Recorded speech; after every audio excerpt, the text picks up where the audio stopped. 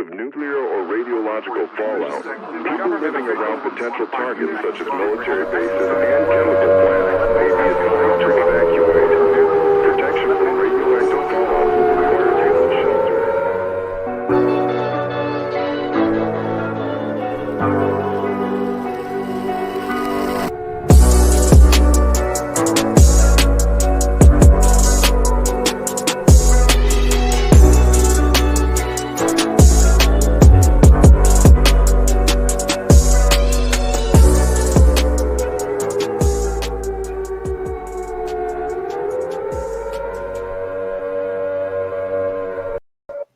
What up, everybody? We having a zombie apocalypse on the channel tonight. What's happening, Russ, Lance? What's going on with y'all? Russ got no audio. No, I got audio. Mike, oh, there he goes. I couldn't hear Mike. Well, it's showing we got 4 people in the chat, but my buddy Jazz, BBQ, Backyard Barbecue, and Randy, the only one that really said anything. I was just like, the hell with it. I'm not going to sit backstage forever. Yeah. But, yeah, man. So, I guess we'll wait on a few people to come in and we'll kind of get to the topic and, it's off.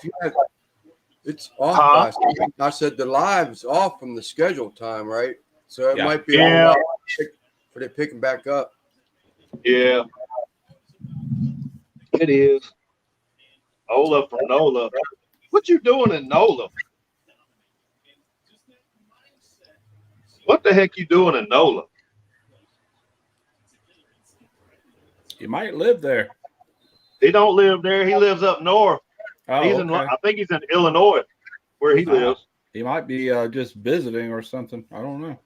Well, I remember he said he just went on a cruise not too long ago, and I remember him saying he was going to be going back to NOLA, and I can't remember why he was going. It may be another cruise. I don't know. If I had his money, I'd burn mine. Chuck, burn your money. Chuck in the house. What's up? Burn your money, not your meat. They were looking for you last night, Russ, on Dead Broke. They moved it to Friday nights. What is it? Dead Broke. Oh yeah, I know. I did. What was I doing? I was watching something I didn't want to quit watching, just to watch it. They're going back to Saturdays next week. Yeah, I'll do this on Saturday, so I guess that'll be it. Yeah. Yes, sir. Yes, sir. Getting on a cruise in the morning. Yeah, that's what I thought. That's what I thought. Hell yeah. What's up, What's George? going on? So George's in there. What's up? Yeah, man. Back at work. Making this money for them grandbabies. Yeah, my son-in-law used to do that stuff, man. He made great money. He's only been out for about 2 years, I guess. Oh, really? Hell yeah. I think he misses being away from home.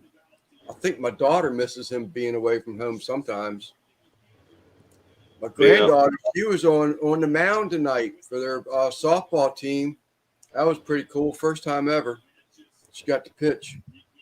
That's what's up. Yeah, that's being out of town work, man. I'm gonna tell you, when I first left the shipyard, that was the scariest. That was so scary. And because I was there, I mean, I've been at the same place for like 10 years. And then the place before that, I was there for like 2 years, you know, and which was right next door. But hold on a second.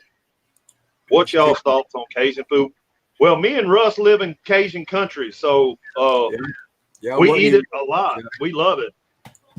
Well, I'm not going to speak for Russ, but you can look at Russ's channel and you can tell he's a Cajun food lover. You know, I was born and raised on it. I'm all about it. Yeah. So, I mean, you know, thoughts on Cajun food? Love it. Yeah, I wouldn't Absolutely love it. Some of the best in the world, right there out in New Orleans. What was the jelly beans, Russ? They're spicy. Yeah, these are ass-kicking jelly beans with habanero pepper. They got a good little kick to them too. I never seen those. I went to this website and I ended up ordering that, and I ordered some of these chipotle honey. These aren't that hot, just a little mild spice. Chipotle honey peanuts. Yeah. I picked up some chili mix. This over there, and I picked up I mainly got these for the bottles. Alice Cooper Poison hot sauce. Oh yeah. Huh. That's Reaper hot sauce. That's a milder version. That's Welcome to My Nightmare mild hot sauce. Hell yeah, that's what's up. That's what's up. Yeah. But yeah, what I was saying, that was real scary, and it was hard for probably the first, I don't know, year and a half, just being away from home all the time. Just my kids had just started going to middle school, or actually had been in middle school for a year already. But so I missed a lot of. That's when I stopped coaching as well, football. And I had 3 boys playing football, and man, I'm gonna tell you, it sucked, man, missing out on a lot of games and stuff like that. Because I wasn't able to go home as often as I am out here where I'm working. But then I started working in Louisiana a lot and East Texas, and I thought that I'd be able to be home a lot more, but man, most of the time it was 13-1. The further I got into Louisiana, the harder it was for me to go home just for a night, It just, because I mean, normally that would be on a Sunday that you'd have off. You'd work 13 days and you'd have like a Sunday off. Yeah, he was, he got as close to Pennsylvania to home. And when Biden got in, they closed all that. It wasn't really fracking, but it was a light fracking thing.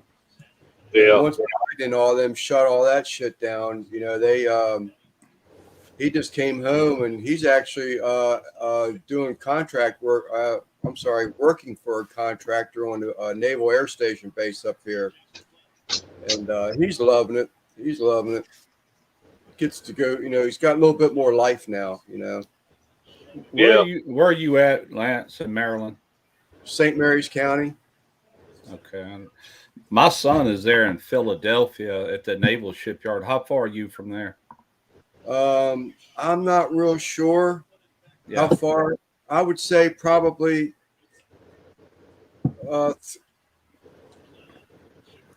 between 2 and 3 hours. Okay. He goes to Maryland a lot, is the reason I was wondering.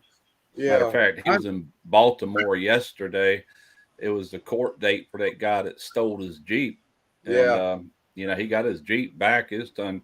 Went and got all the repairs done and everything that he'd done to it, and trying to put that guy away, But there was a continuance because that dude's defender wasn't ready and didn't have all the facts or whatever. So he's been locked up this whole time while, since they arrested him. Yeah, I'm about an hour 20 minutes south of Baltimore. Southeast. Southeast. South. Oh, okay. Yeah, you're okay. All right. Yeah, I think he has to go south from Philadelphia to get to Baltimore. Yeah. Yeah. Okay. Yeah. Hell yeah, man. I could actually be at the Norfolk Navy Yard probably just as quick. I'm like right in the middle between Virginia, Norfolk, and Philadelphia Navy Yard.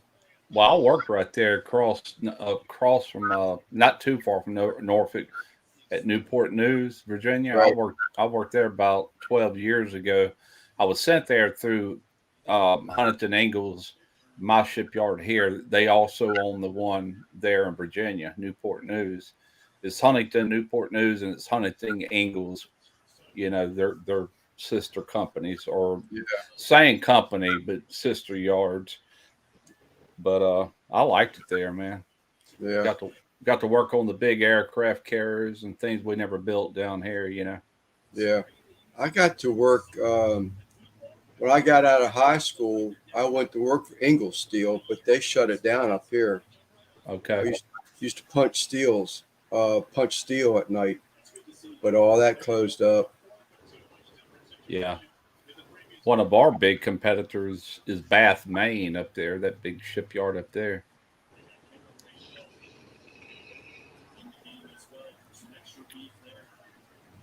Yeah, man. I'll tell you what. This this it's getting rough out here, man. All this traffic, wrecks and deaths, and it's getting bad. Pretty populated there? No, Huh. it's not It's like, just a bunch of oil field workers, but it's thousands and thousands of them, and all the highways are 2-lane. Most of the highways are 2-lane roads, and even then, they're doing road work all the time. So they're having to turn the shoulder of oncoming traffic into a traffic lane so they can shut down one side, and they got those those what's it called? I don't know what they're called, but it's like rivets in the road. So if you go to swerve, yeah, rumble strip. the rumble bumper, things. So you're constantly riding on those going down the highway, because it's like right there where you got to be. And if you try to get away from it at all, you're kind of getting close, because them big 18-wheelers are constantly, they're trying to do the same thing. So you're getting kind of close. It sucks, man. It's scary, especially. Tell you what, this is my third shift on night shift, and normally the first week sucks, man. It takes you a minute to get adjusted back into it. So you stay up all night, and then that hour and a half, 2-hour ride early in the morning, you get about halfway, and it's like you're in a cartoon. You're constantly shaking your head. I've had to pull over both the past 2 mornings on the side of the road, just take a little nap, and I'm in a little single cab truck. So can't do that but for so long. Chuck says he probably takes I-95 straight up to Philly. Yeah, he's on I-95 a lot. I got him on this Life 360. Matter of fact. That's right. You got him with a tracker or something, don't you? Well, I mean, he can track me too, but that little icon's where he's at. He's at home right now, but he's right there.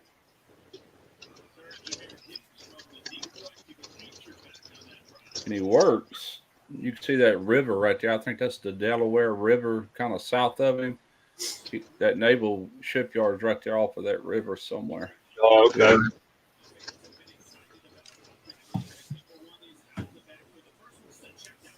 That's your youngest son, right? Yeah. You haven't met him. That's his name is Mike too, or Michael. I call him Chad. His name is Michael Chad Jones. So. Yeah, I was gonna say, because in your videos you call him Chad. Yeah, that's just what we always called him, but everybody else in the world calls him Mike or Michael. Yeah. Mm-hmm. That's what somebody commented on a video. It was my crawfish bowl I did a couple of years ago, and they said, "Well, you went from Rusty to Russ." I'm like, "No, I've always been Russ. Russ is short for Russell. My family and always called me Rusty. And when I went to school, that's what I called myself, and everybody knew me as Rusty until I got grown. Then I kind of changed it to Russ with one S. I had to be a little different there."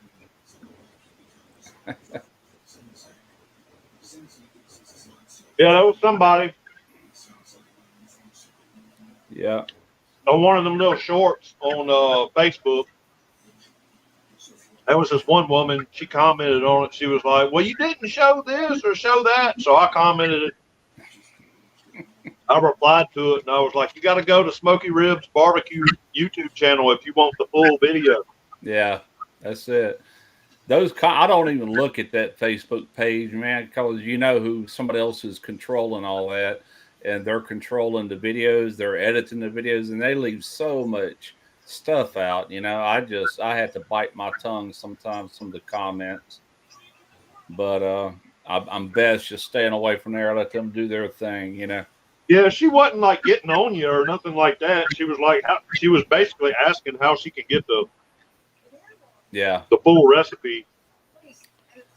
Well, you go to my main channel, then you get a piece of paper and a notepad and you take notes, because I don't put recipes in the description very often. That's what the video is. To me, that's your recipe.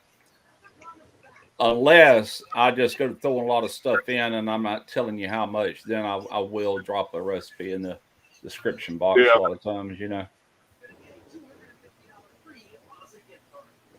Yeah. About it, Quint. Quint. Christy B. Christy I B. lost a subscriber today. Thought I was going to be able to hold 510 for a while. What's that? Bummed me out. Back down to 509. And I can't stand it when it doesn't show up in your not your algorithms, but your hell yeah. Your studio? Yeah. When it doesn't show up in there. Yeah. And what happened though? I missed the first part of what you said. I'm just saying I lost a sub, just one. I was liking that 510, but now I'm back down to 509. But when you look at that research thing, it doesn't show up. That just pisses me off. I'll lose them all the time, but I also gain them all the time. And so far, it's always grown. You know, if I lose 10, I'll get 20. You know, if I lose 20, in other words, they'll be replaced. They always have. It's never stopped growing since day one. Yeah. I just hate it. It still gets on me. I tried to get over it for a while, but every once in a while it gets under my skin again. Don't look at them numbers too close. I'll be honest with you. I never was one to look through analytics very much for probably the first 7 years. Matter of fact, I didn't do it a whole lot at all until I got to know Jeff Rice, and he was telling me, I'm like, what are you talking about? He goes, you don't ever look at your analytics? I said, not much, you know. Right. But you can analyze that stuff to death, you know, and then get depressed over it.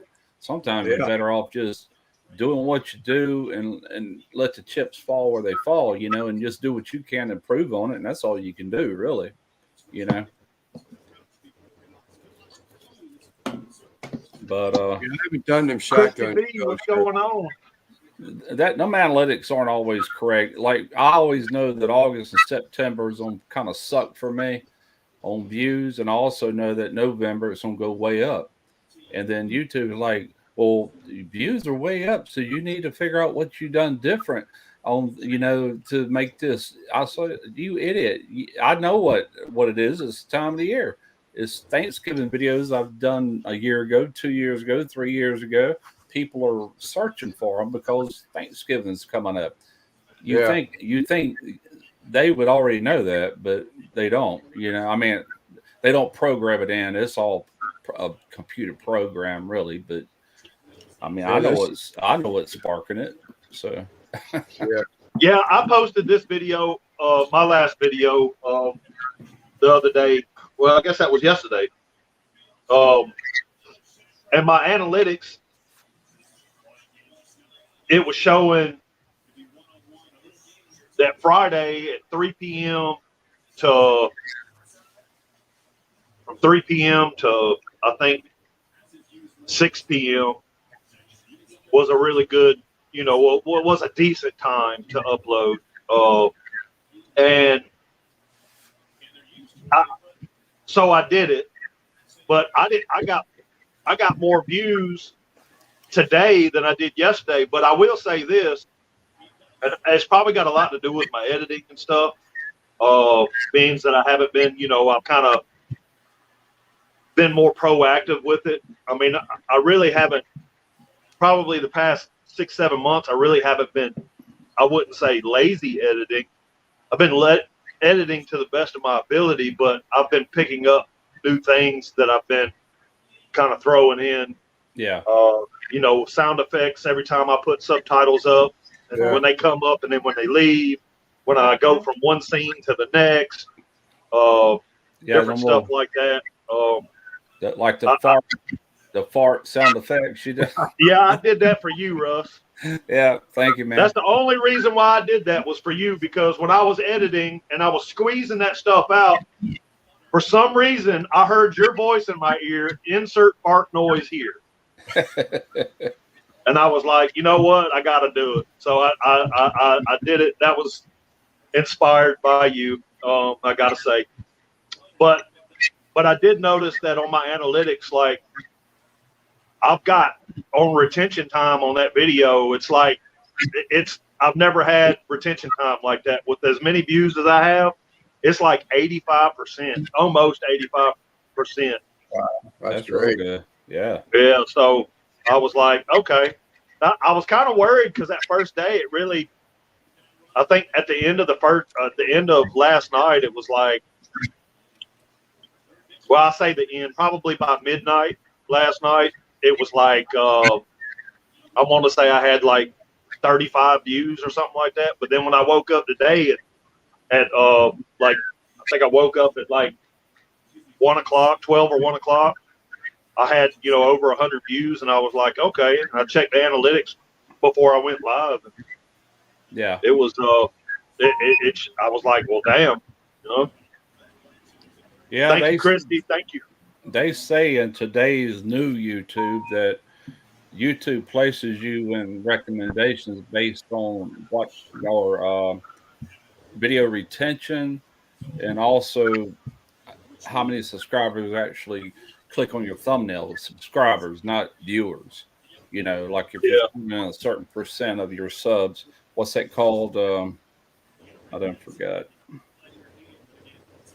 It's something you can watch, you know, when you're let me go to dashboard.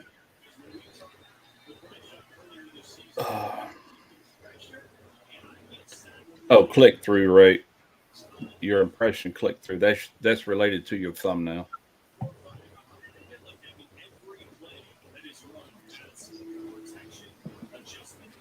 Hell yeah. My wife bought stuff to make a Halloween wreath while I was home, and she just texted me and said, "Almost done with my wreath." Yeah, it's good. That's cool. Tarina would like that. She's all into Halloween. I know. I can't be surprised when people are into Halloween. I think it's, you know, a cool holiday, but I don't go out like some people do. I mean, man. Every year she'll set up like a table outside with a candy and dress up and have some of her friends over, and they just sit. They just love it. You know, usually the air is real nice and cool in October, and the skies are clear, and they just love it. You get seeing people around here. They got as many lights on their house at Halloween they do Christmas time. Yeah. Well, I know you've seen the lights up under the eave of my house in some of my older videos. A lot of people think that's Christmas lights. That's Halloween lights. Is that right? Yeah, she took them down, but she'll have them back up. Yeah, they're like Halloween colors. Yeah. Alabama, you know that. The real Mississippi redneck comes out when they're still up come Christmas time, you know. 20 and beyond.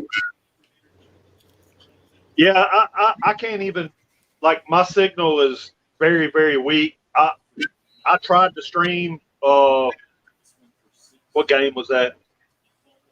I tried to stream a game when I first got here to see if it was going to work.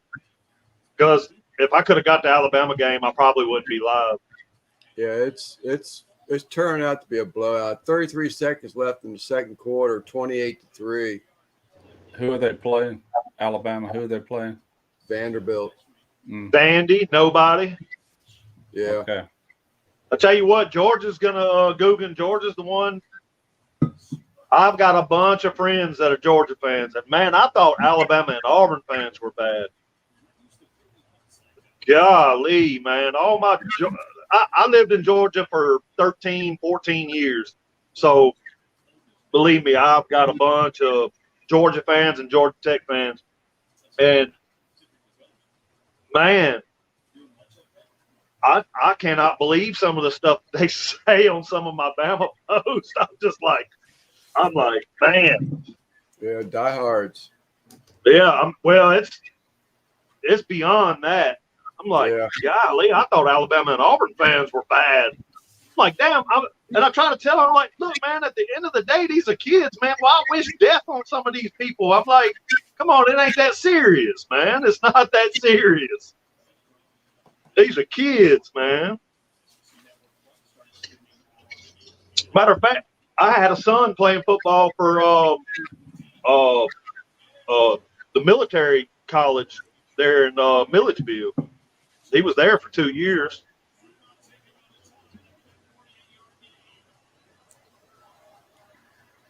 Ten seconds. Bama's ready to score again. Yeah, it's just like last week, man. I mean, I watched more of the Auburn game than I did the Alabama game last week when I was home. But plus I had my mom and my dad there, so they're both Auburn fans. So kind of, catered to them. Alabama wasn't playing nobody then neither. So I see this Cajun barbecue. You were talking. Did y'all see that thing that was, or did the no comments on your videos affect y'all a couple days ago? The what? Do what now? A couple days ago on YouTube, people were not getting their comments, and the ones that were getting comments were like weeks to months old. And I wasn't getting comments. It said I had like 25 comments, but only 5 showed. So I went into like comments like being held, and that Guggen, him and another guy, all their comments are being held up because they're considered spam.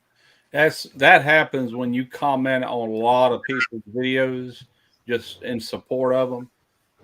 It'll do that. I've known people years ago, they get so mad because, but I'm very adamant about going in there and checking the hidden views.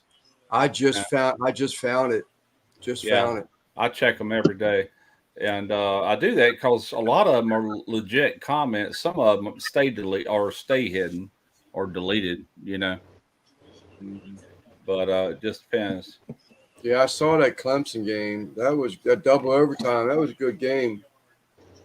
I thought Clemson was going to lose it. Yeah. Hell yeah. It's kind of like email. You ever get spam in your email box and it's somebody wanting you to do a sponsorship and you can tell it comes from China and it's in your spam folder. The reason why it is they probably sent 1,000 of them out at one time. A blast email, so Google looks at it as being spam. Over there it goes. You can still find it, but you have to check your junk folder every day, Right. Which a lot of them stay in that junk folder because I don't want nothing to do with them, So I guess we got 8 people in here now, so that's a good amount of people. We kind of get on topic. We've already started talking about football and stuff. So what's everybody's go-to? What is your go-to tailgate / football party finger food or just food, period? What do you like to have on your team's football day? Did you see Quint, Mike? I know what I want to do. I want to do them damn crab stuffed poppers. When you said good, last week about them, and then I saw them again this week, I said, man, I got to try that. They look real good. They're good, man. They're worth doing. And it really doesn't matter how you season them. They just, it's going to come out good. I bet it would be good with some, any kind of crab, really. Yeah. Even that imitation. I think I got a pack of that in the freezer. I don't know that I would use imitation because it's not real money, man. I'm loving this retirement life. I don't want to spend nothing I don't have to spend. I am watching it. What's up, Quint? What's going on, guys?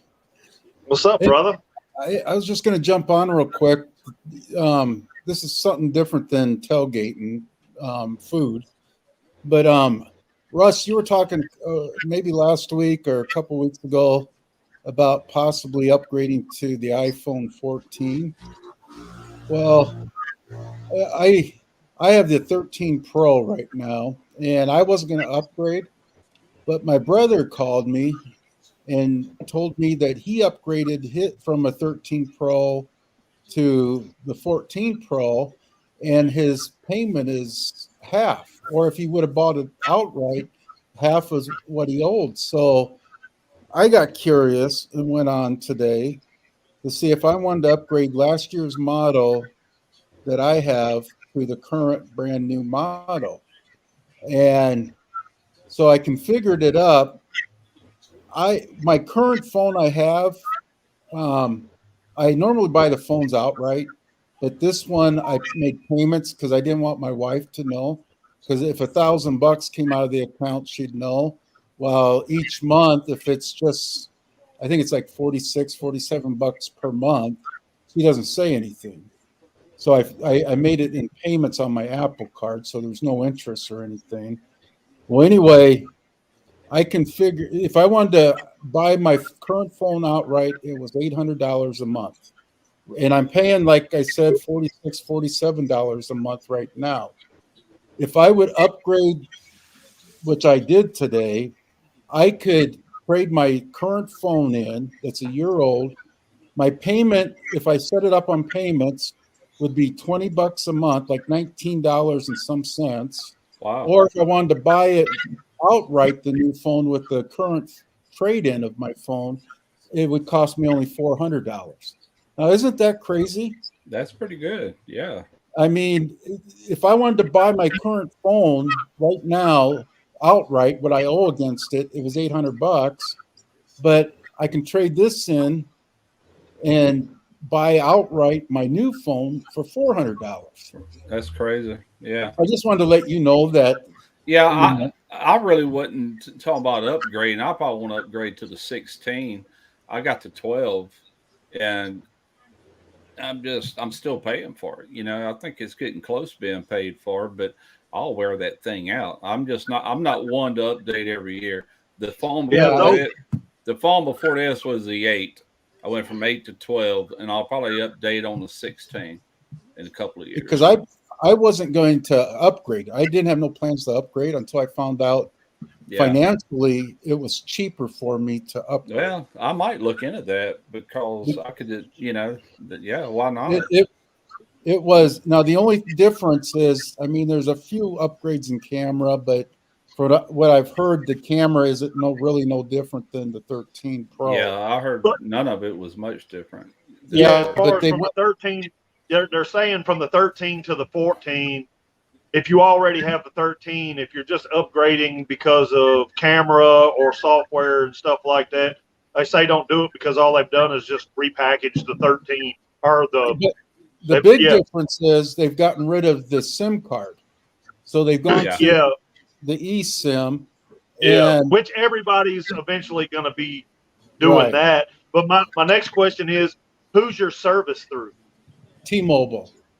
T-Mobile, see, and I don't know, that may just be where you're saving money by upgrading. No, I didn't. I'm not going through T-Mobile. I'm going directly through Apple. Okay. I don't go through the carriers because they got too much crap that they want you to do to get the deal. Yeah, that's true. Yeah. I actually could have gotten it if I would have went through T-Mobile. If I would have done it on their installment plan, but all the carriers are pushing now. If you want a deal as a trade-in or have them buy your old phone for value towards your new one, they're going to make you do the payment plan. And if you let's say 2 months later or 3 months later, pay it outright, pay the phone off, they will back charge you the full price of because you broke the contract.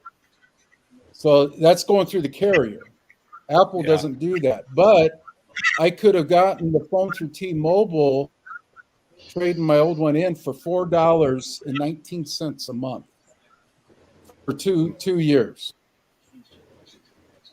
So under $5. But like I said, I normally buy them outright. But this time I did it because I wanted to hide it from my wife. Because I have other phones. I have Android phones.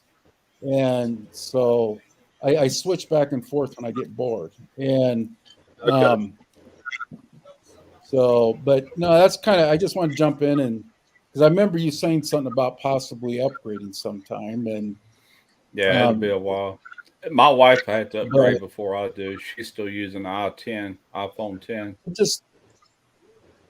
It just kind of blows my mind, though, how my current phone's going to cost more if I wanted to buy it compared to what a brand new model is. I'll probably be upgrading this iMac before I upgrade another phone, be honest with you. Yeah. This one's 8 years old, and I can't put the latest ISO on it.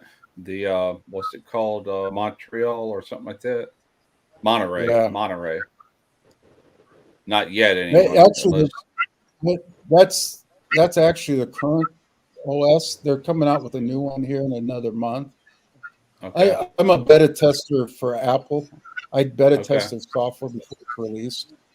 Yeah. And so in October, they're going to have another big event where I think some of the, I don't know about the MacBooks, but new iPads and stuff like that are coming out. Yeah. No, I got the full iMac. The, what is that? I forgot how big this screen is, but it's big, you know. Yeah. I just use a MacBook is what I use now. I had the bigger iMac, but I went to just a MacBook. It's easy for me to sit here. It's right there when I'm editing. You know, everything's there. Right. And I got my mouse, I got my keyboard, and that's all I need, you know.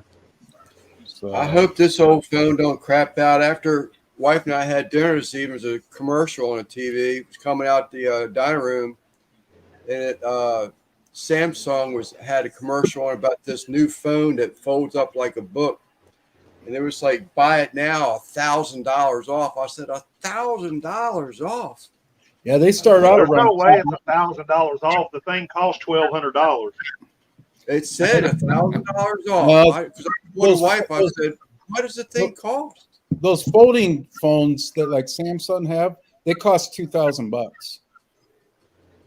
Is it 2,000? Yeah, they're around 1,600 to 2,000. That's crazy. There's going to be like another 2 years before Apple has their folding phone. But anyway, no, we'll get back to the appetizers and stuff for tailgating food.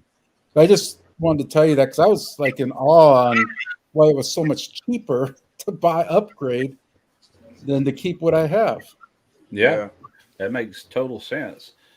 So, but anyway, I got to get going. I got some hot dogs smoking right now on my Weber that I need to go check on. And so I just want to jump on real quick and tell you guys that. All right, Clint. Have a good one. All right. Later. All right, Ron. Talk to you guys. Yep. Bye. All right, Clint. What's a seafood finger? A what? Seafood fingers? Seafood fingers. Smoked seafood fingers. I don't know. Well, you got poppers. You got the jalapeno poppers. You got see what else can you do? You can do, queso dip, which I think you already said that's stuff that you normally do. Yeah, he said ribs, jalapeno poppers, buffalo chicken dip. But see, you can do. I don't know where you live. If you can get oysters. He said finger food. I did. Yes. Okay. Oh, finger food. My bad. Yep. Yeah. Fingers. There's really a lot of things that you can do. A lot of things. You can do pig shots. Do them pig shots. Yeah, those are finger foods. Yeah, you can also do. There's a recipe that I've been wanting to do. I don't know if I ever get around to doing it, but it's the little Smokies. Yeah. So it's So that's generally what's used in like pigs in a blanket or something like that. For finger food. I know you can do the full size in a croissant, whatnot, but I have a bourbon sauce recipe for them little smokies, and once they're done and you make them into pigs in a blanket or whatever, you can use that leftover sauce and thicken it up and make it as a dipping sauce as well. That's something that's good. And I'm not the first one to do that. That's something that I've seen before, but it's been a long time ago that I seen that, and I was like, man, I want to make that. My sister does that. If you go over her place for a party, she has like a slow cooker, and just those little smokies. You got toothpicks sitting beside you. Just stab. Yeah, you normally see them at weddings and stuff like that. I remember back in the 70s and all, people would take like a crock pot and put those little smokies in with like a barbecue and grape jelly mixed together type thing. You know, that was a big hot party food, Another thing you can do is, if you're wanting to do finger foods, is you can eat it with your finger. Probably better if you ate it with with a fork, but you can also do like smoked meatballs, man. Make you some meatballs, just small ones, like maybe little 2-ounce balls, if that, maybe even smaller than that. You can get you some of those string cheese little things or whatever and cut them up, and when you're making your ball, you can embed that in the inside of it. Use a mixture of ground chuck and some Italian sausage, maybe add a little bit, mix in maybe some shredded cheddar in with the mix while you're mixing it all up, and then that way you got cheddar kind of maybe baking on the outside. You might get a little bit of that cheese crust on it in different spots, and them little cheese crunches. That'd be something good too. I know what I'm going to do one day, but I haven't found it yet. I need to. There's a like a Welsh rabbit shrimp fondue. Man, I remember I used to love doing that. My mom used to cut up that French bread, got the little fondue forks. You go in there, get that cheese and shrimp. Man, that stuff was so good. Guggen said a seafood dip. You can even do like a smoked seafood dip, man. You can do like a smoked salmon dip. Smoked mahi dip. Yeah, smoke is really good on fish. I wouldn't put it on crab meat or shrimp. To me, they're just too delicate for it. I love like smoked mullet, smoked salmon, anything like that. Yeah. Smoked tuna. So fresh. Fresh tuna. I seen this video, man. He did a crazy ass video, man. It was grilled cheese, and he used all the cheese he put in different cups and dropped food coloring. It'd be cool for kids. Definitely be cool for kids. Hey, Miss Tarina. She can't hear. Connie's for a bit. What? I'm gonna run down to Connie's. Okay.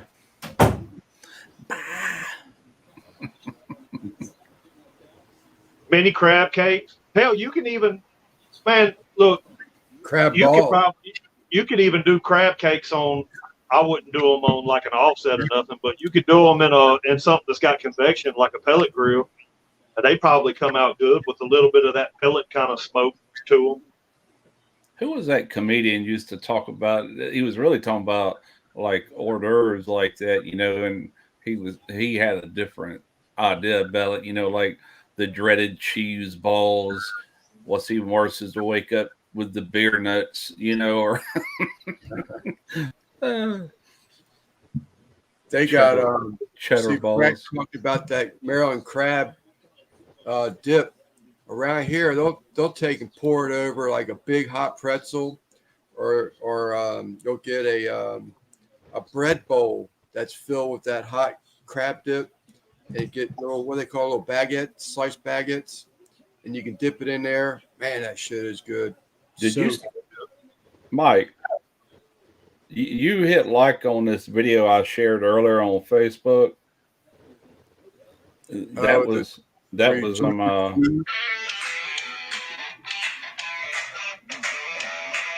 that is a pretzel wrap, beer, cheese, stuffed bratwurst.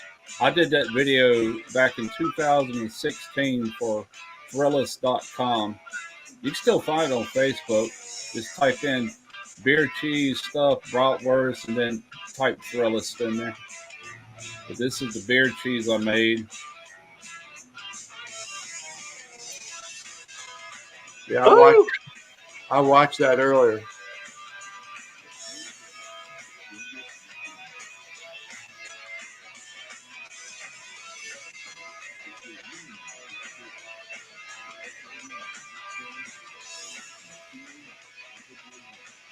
They left an ingredient out. They get the baking soda in there too. I had to shoot all the footage, and they actually did the edits on this.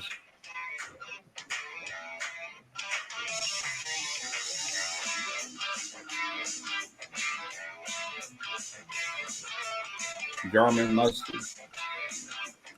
Anyway, that's I'm gonna revisit that on my channel because man, them things are freaking delicious. It's all right. Oh yeah, I'm gonna do it soon. Yeah, we've already busted that myth, Guggen. Yeah, he came out live last week. There's Chuck right here on this feed.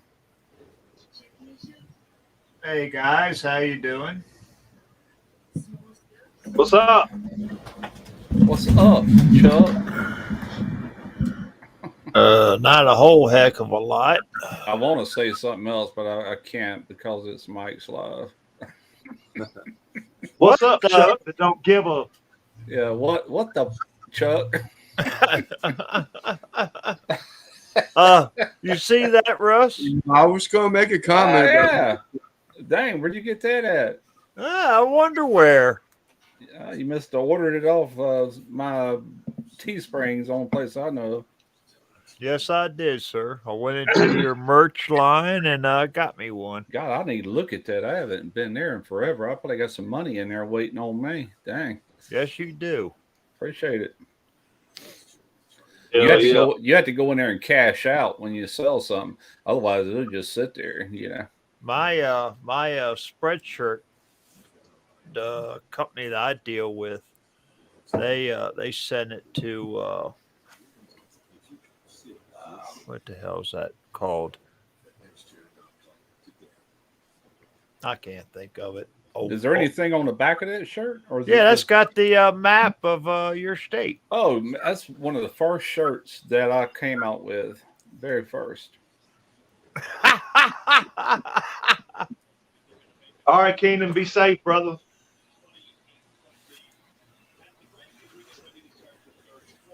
Yeah, that shirt dates back about 10 years. That design. Really? Actually, I won a contest on Ballistic Barbecue. This is back when you could do video contests. It was set up different on YouTube, and they killed it, man. Everybody used to throw these contests.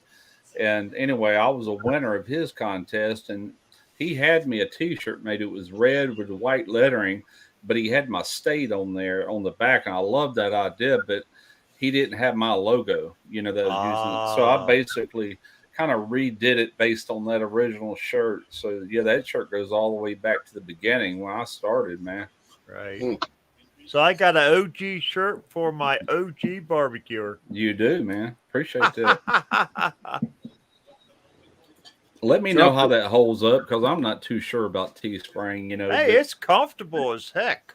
Yeah, I'm talking about as far as all that not washing away or whatever. Oh. To be honest with you, you can't even feel it. Okay. Well, maybe it'll hold up.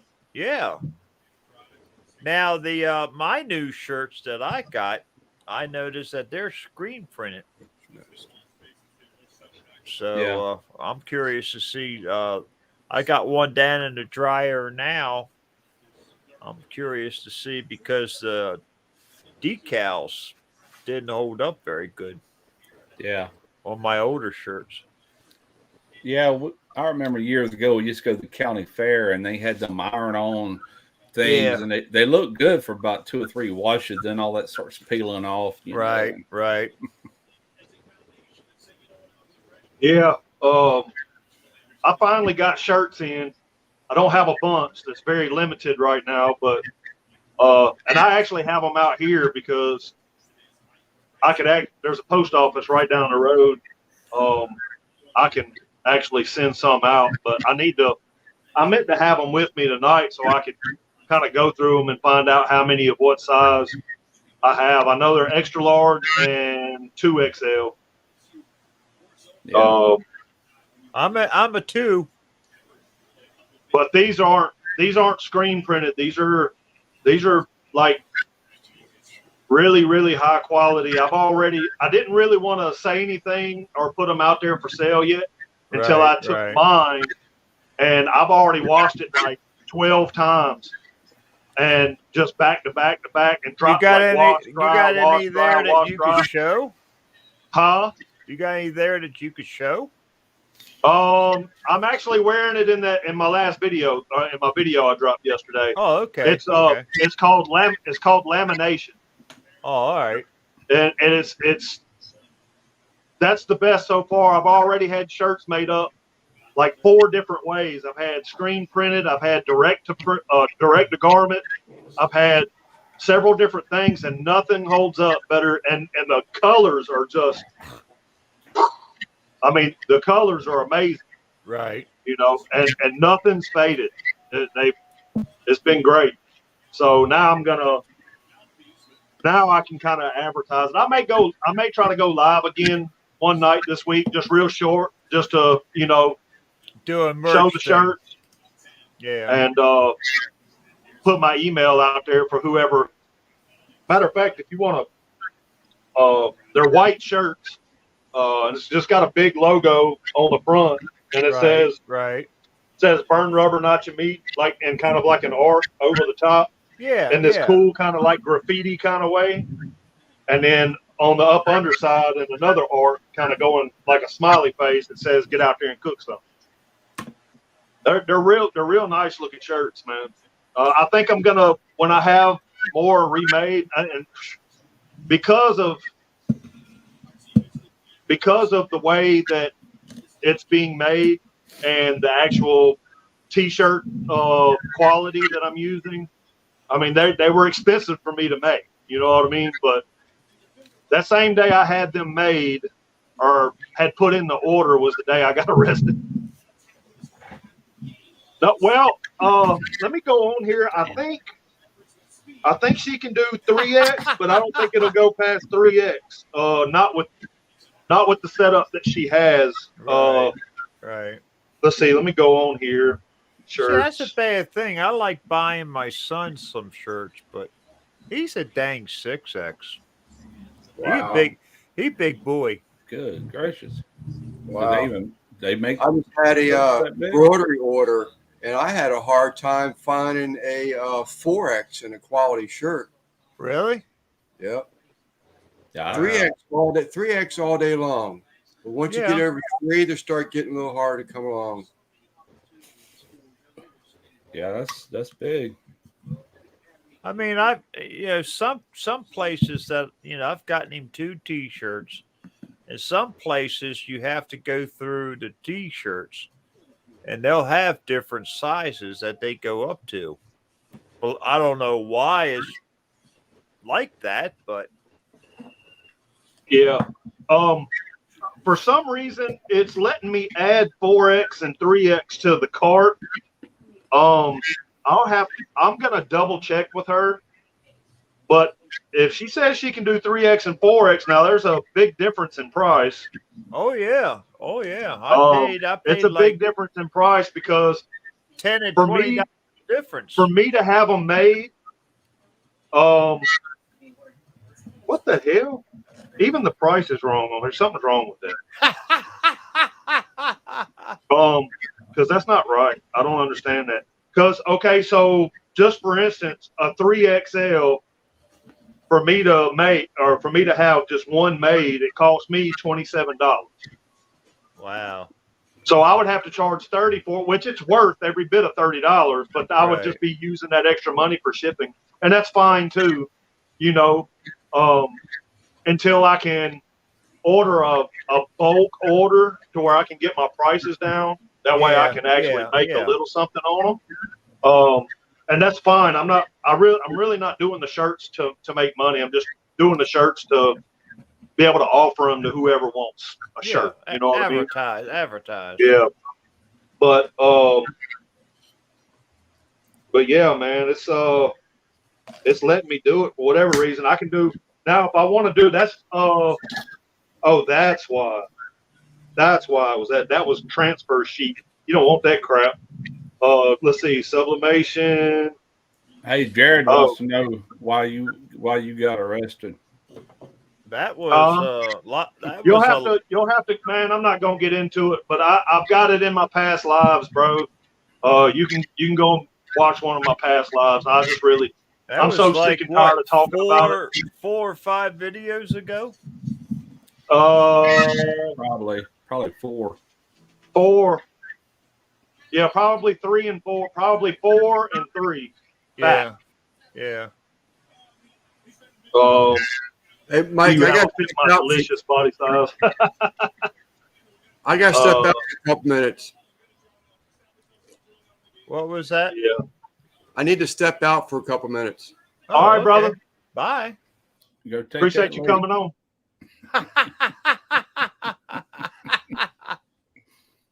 Okay. I'm old. I just grabbed a jug next to me. I'm in shape. I had, let's say, how does that go? I'm in shape. Round is a shape, right? Yeah, round is a shape. Are you going to make stickers in that design? Yeah, that'd be cool. Yeah, I have stickers. Now, here's the problem that I've been running into with stickers. Like, I've got a bunch of stickers, but they're oval shaped. They're pretty big. Like, I can't even put it on this cup because of the way the contour is. I mean, if I put it on there, it goes, it goes from the top all the way down to about here. Wow. Yeah, they're big stickers. I got them because I figured they would be great to go on like pig sprayers. You know, like that orange pig sprayer I use.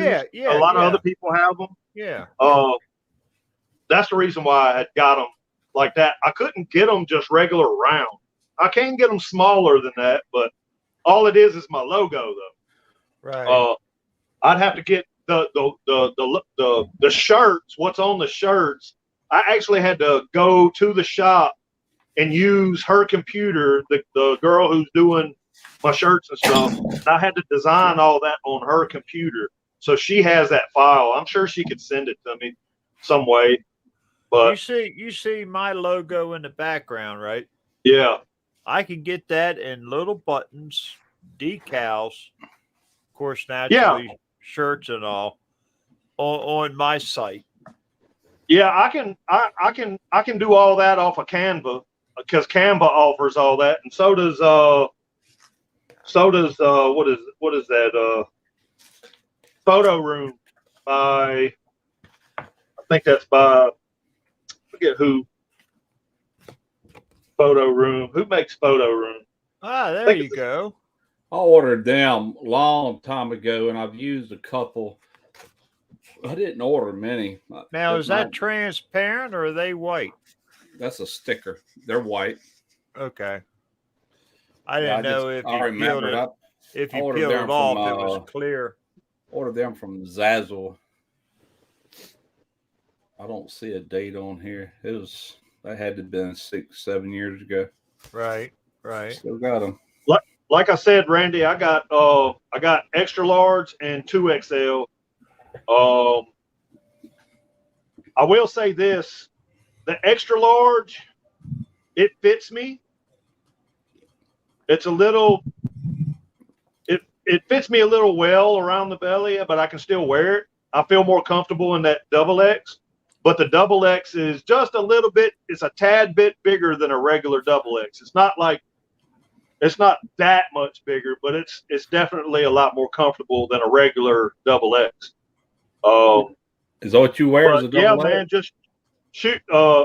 Hit me up on Facebook or whatever, and we'll try to get you set up. And I'll send them out. I can send them out by tomorrow. No, not tomorrow. Tomorrow's Sunday, so I guess it would be Monday. Is that what you wear as a double X? Sorry about that. I gotta go take a pill. Like this shirt that I had, this Metallica shirt that I have on, it's an extra large. It just all depends on what the brand is, you know.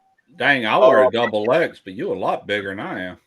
You're a lot taller. I mean, you're a lot I'm taller a lot taller, but I don't know, but like a lot of my extra large stuff is starting to fit me a little tighter. Give this a few washes right here, and it'll probably just be a wear around the house shirt or something, you know. Right. When I started my channel, I wore a large that eventually worked into a extra large, and now I'm a double X large. I kind of need to go backwards again. Yeah, me too. I say me too. I used to. I got a bunch of Harley shirts. I ended up giving them to my wife because they're the world's worst about shrinking. Yeah. Or or whatever the stuff that's on them starts peeling off or getting messed up. I had, I guess, looking more vintage, I guess you should say. But I gave a bunch of them to my wife, and she cut them up, and she uses them as shirts to go out in and stuff. I don't know. She does different stuff, cuts the neck and all kinds of stuff. Yeah, it's actually pretty sexy, but you know, that's just me. I plan on having hate by the end of the year. What do you mean by that, Trumpet? Yeah.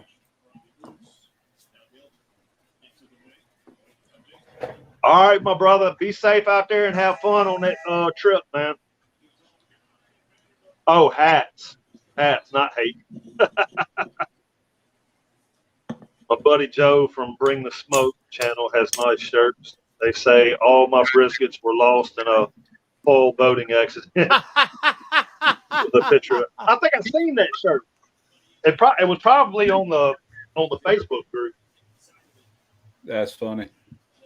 Yeah, I'm gonna tell you something. It may be the same material of shirt as what this is, and like I said, it has not shrunk any. Nothing's faded. I'm really liking it. I think that's the only thing is right now I can only do white with sublimation. Right. But with the direct to garment, it's actually cheaper to make, and I can do, you know, colored shirts or whatever. Because I had some black shirts made up. I actually had made a black shirt for Quint and I think Terry with Madwood. And I had me one made up. But I'm gonna tell you something now that don't hold up, and it actually, even though they're cheaper to make, it costs more because I have to get her to do a double print of it because it looks better when she goes over it twice. So I'm paying for extra ink. Yeah. I mean, and I kind of get a hookup from her because, you know, I mean, my wife is, you know, her kid's godmother and stuff like that, but that it doesn't affect the price that much. I mean, like I said, I mean, the sublimation shirts that I have now, they're, you know, I mean, $27 to make a piece. So are they screen print? No, they are it's called sublimation. Now, can you explain that a little? I cannot. All I know is I've had a shirt made up with every single different kind of printing way. Right. And this is the only one that comes out and the colors hold through 10 washes. You know, really? About to be 11 washes. That No, sublimation, you can do that on a lot of stuff. They Yeah, got you can do it on like cups. You can do it on all kinds of stuff. The only thing is, what's awesome is, you know, it actually soaks into the shirt, you know, to where I know you've had like vinyl. You know how vinyl feels on you or something like that. Like even this Metallica shirt, like I rub my hand on it, I can feel that. I can feel that lettering. This here, you can't feel none of it. Huh. It's like it's part of the shirt. You know what I mean? Yeah, you can do mugs. They got all kinds of stuff. You know anything This one about that, feels Lance? What this he's one feels talking painted. about? What's that? You know anything about what he's talking about? Oh yeah, yeah. I've watched a lot of stuff in that sublimation. Well, can you explain a little bit about it? It's a computer generated thing that gets basically pressed into a shirt, and you can do the same thing. They have the same thing where you can take and put like a mug or a tumbler in a cradle, and does the same thing where it'll heat the print into the mug. You can actually wrap a mug completely with that sublimation stuff too. Hey, hold on one second, guys. Guggen, all you got to do is press pause on the actual stream you're watching now, but hit that link that I put in there, and that'll bring you to the studio where you can enter into this if you want to come on. That's just if you want to come on. Yeah, but if you come on, make sure you mute the other No, one. don't mute. Just pause that video that you're watching right now, then hit that link. Just make sure you do that.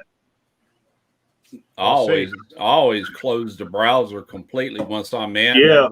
That way it's not drawing the internet. Yeah, because even if you just mute it, there still can be some delay. So we'll see you talking a little bit before the actual words come out. Yeah. Yeah, mine's still running, and I'm muted, but everything's running normal. Yeah, it's a little delay. My point is that if you don't have the best internet, which I don't, if you got this live feed going on StreamYard, then you have it running, even though it's muted in the background. You're running two feeds at one time, so you're using more internet, more of your usage. Could slow you down, is what I'm saying. So I just turn it off. Unless you're hardwired into your router. If you're hardwired into your router, it's going to give the hardwire priority. But mine's not. I'm wireless to the living room. So. Yeah, see, I'm hardwired. Yeah. Later, babe. That's what Christy said. Later, babe. Yeah, that's fine. Come on, man. Come on. I'd love to meet you. Hey, Chuko, Russ, is that an old MTV shirt? No, that is some shirts I got a couple of years ago. Some company they sponsored two of my videos, sent me two shirts, and I made some money through them, but I never got it. So I haven't done that no more. Yeah, they do look like an old MTV. I can't even remember who the company is now. Did you see that question Jared had for you earlier, Russ, about the slicer? No, I missed that. Where is it? It's back a bit now. It was before I went and took my medication. Is it after they got arrested one? Before that. Oh, before that. Dang, I missed it. I hadn't really been paying attention to the chat. That's Mike's job. Yeah, see, that's why I keep the other one running, because that's the only way I can comment. I got to go into the other one. You won't be able to comment. Is a 10-inch electric meat slicer a good size? Yeah, for home uses. It really is. Yeah, that's what I bought. That's what I bought. Yeah, I had an 8-inch, and it just wasn't big enough, and I got the 10-inch now. It does a lot better. That's what she said. You guys think about the new Pits and Spits offset pellet smoker? It's big money. If I was gonna spend that kind of money, I'd get a Lone Star grills on either one of them, offset or pellet. Even though I do like the Pits and Spits flat top grill that I got, it's just charcoal grill, Really? adjustable. That new barrel pit or round pit that Chris just came out with, that thing looks nice. Oh yeah, that's like old school Texas pit. It's got the smoke collector on it. Yeah, It's got that natural patina look. You got to oil it to keep that patina look going. It's not painted. It's not clear coated. It's none of that. You got to I oil heard it. someone talking about LSG coming out with a new grill. Was that it? A Man. drummer? That's it. That's the I haven't one. seen Yeah. it. No it's options. not. He just posted it on his YouTube channel The only yesterday. I option, want to say. the They only actually described it as a little grill. I haven't seen it. No, it's actually pretty cool because the way it's different than like the firebox setup or the entrance for the smoke in the cooking chamber is set up totally different than everybody else's. It's way up at the top. So that gives you a barrier where you can actually put a brisket right next to that down to the firebox. Yeah. I mean, you could probably easily put 3 14-pounders on there easily. It's a 40-inch chamber, so it's got plenty of room. It's 24-inch pipe. Don't look like it in that picture, but it is. That's the same size smoker I got. That's good size. And there's also 6 inches between the bottom grate and the top grate, so it wouldn't interfere with you putting a brisket and leaving that in there. Yeah. You know what I mean? So it's an offset? It's an offset. Yeah, it's an offset. It does not have tuning plates because they're not needed. It's supposed to run from right to left close enough to where you don't need tuning plates, mainly because of that design of the heat plus the smoke collector. And there's no options other than you can get the off-road package. No tables, no nothing. It is what it is. I love it. I love it too. It's beautiful. You know, Jeff was supposed to be getting an offset. I think they're going with that one now instead of the one he had picked out. I'm like, you son of a bitch. That's one I want. I'm ready. I'm ready for an upgrade, man. Mine's over 5 years old, working on 6. Yeah, it's a nice look. It's beautiful pit, man. Yeah. And he was saying that I mean, and on it he had the 8-inch casters on there, but he was saying that if you wanted the off-road package, he put the off-road wheels on there. Man, you got to watch that video. It's only like 5 minutes long, dude. It's on LSG's YouTube page. That thing is beautiful. And it's got a big smoke collector on it, and I'm sure it's big like that because of the way he's trying to get that draw coming from, one side to the other, being that's coming in from way up high. That way it'll come in as a slope. That way you'll get, good top down cooking all the way across. It's a good downdraft. Yeah. That wheel package alone, by the time you add that, it's going to add about $1,000 to it. Yeah. Did you all see Pitmaster X's video today? I seen the thumbnail. I didn't click on it. I don't remember what it was. That cooker he's got so many, but he's got one that's got a fire pit in the middle, and it's like a griddle all the way around it. Oh, that? Yeah, I've seen him use that before. Yeah, I've seen that before. That's pretty cool. Yeah. What up, NBL?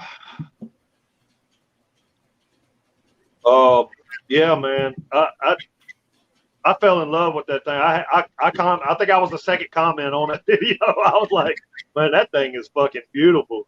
Excuse my French, but that thing is it deserves every bit of some French. That thing is beautiful. Can you put a link up for that, Mike? Huh?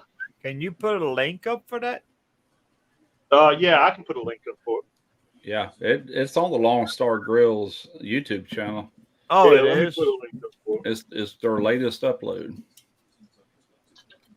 So what's that thing starting at? $4,000 or what? I have no idea, but it looks a lot like the mill scale pits. That it's designed kind of off that old original Texas style, So is it in a pre-order state right now, or? I actually think he's gonna have a few on the showroom floor. He's got one in there now. Okay. Really? So, yeah. I know Ricer was talking about getting the offset on a down low a while back, but I think I thought he had already gotten it. I just hadn't seen it. No, he ain't gotten it yet. He was hoping to had it before we did the car show up there in Iola, and Chris has had a hard time, with supply chain issues with pipe and everything else. So it's got everything backed up. It's no fault of his, but that's just the way it is. But he's got a lot of pellet grills, doesn't he? The only other smoker I would love to see him come out with is his own version of a gravity fed, a real gravity fed, kind of like the Stumps gravity fed. That'd be cool. I love that pellet grill I got from him, and I love the offset.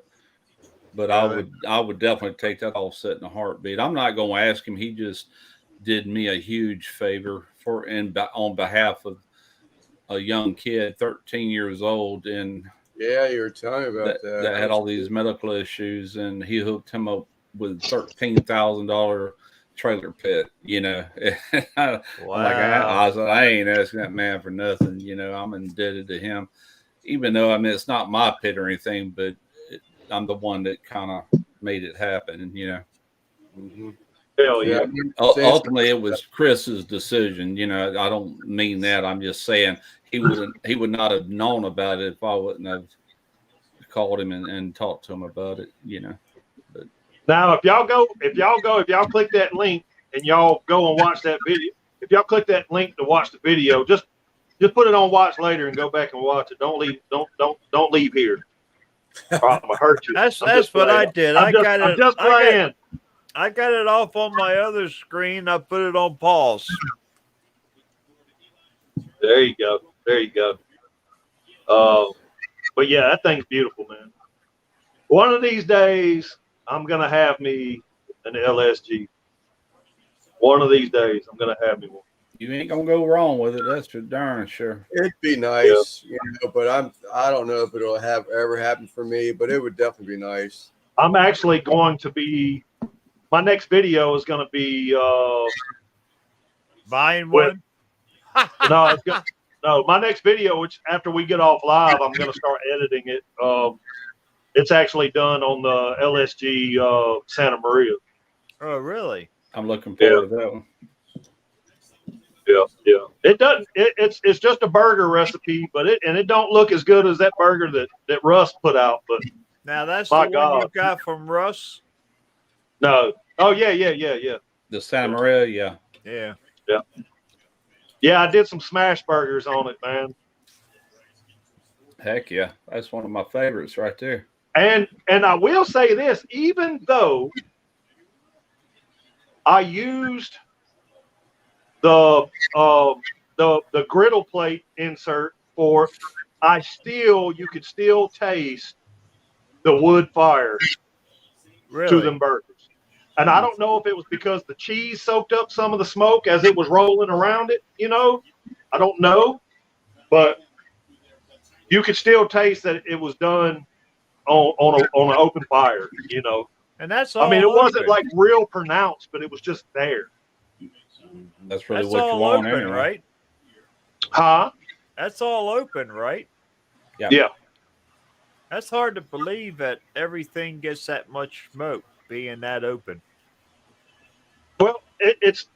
I don't think that it was because you got to understand. I took the grill grate. You take 3 of them grill grates out, and you slap down that griddle plate. Right. So it's directly above that wood that's burning. So I mean, whatever smoke's coming off of it just kind of billows around it. You know what I mean? Okay. But I will say this: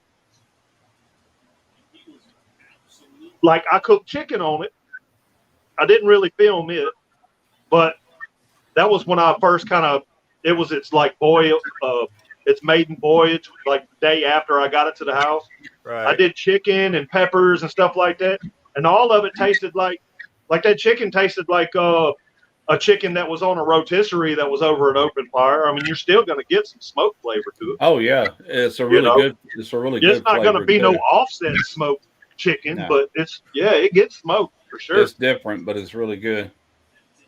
Right. And then you still, you can still get that crispy skin and still have some of that smoke. Yeah. It's, in my opinion, it's still better than a pellet grill.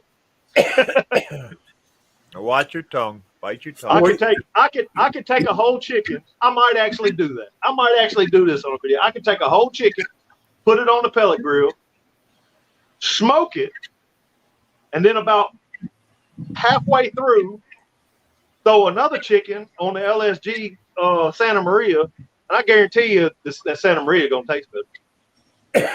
with my this is just based off of the pellet grill that I have. You know, Yeah. because they're all created differently. Considering from a guy who only has pellet grills. Yeah. Well, Lance, Uh-oh. didn't you just build a fire pit? I've had that one. I took a picture of it this morning. Yeah. I was cleaning up a yard in the backyard. It was so nice out here. Dude, I'm gonna tell you something right now. You've had things made for your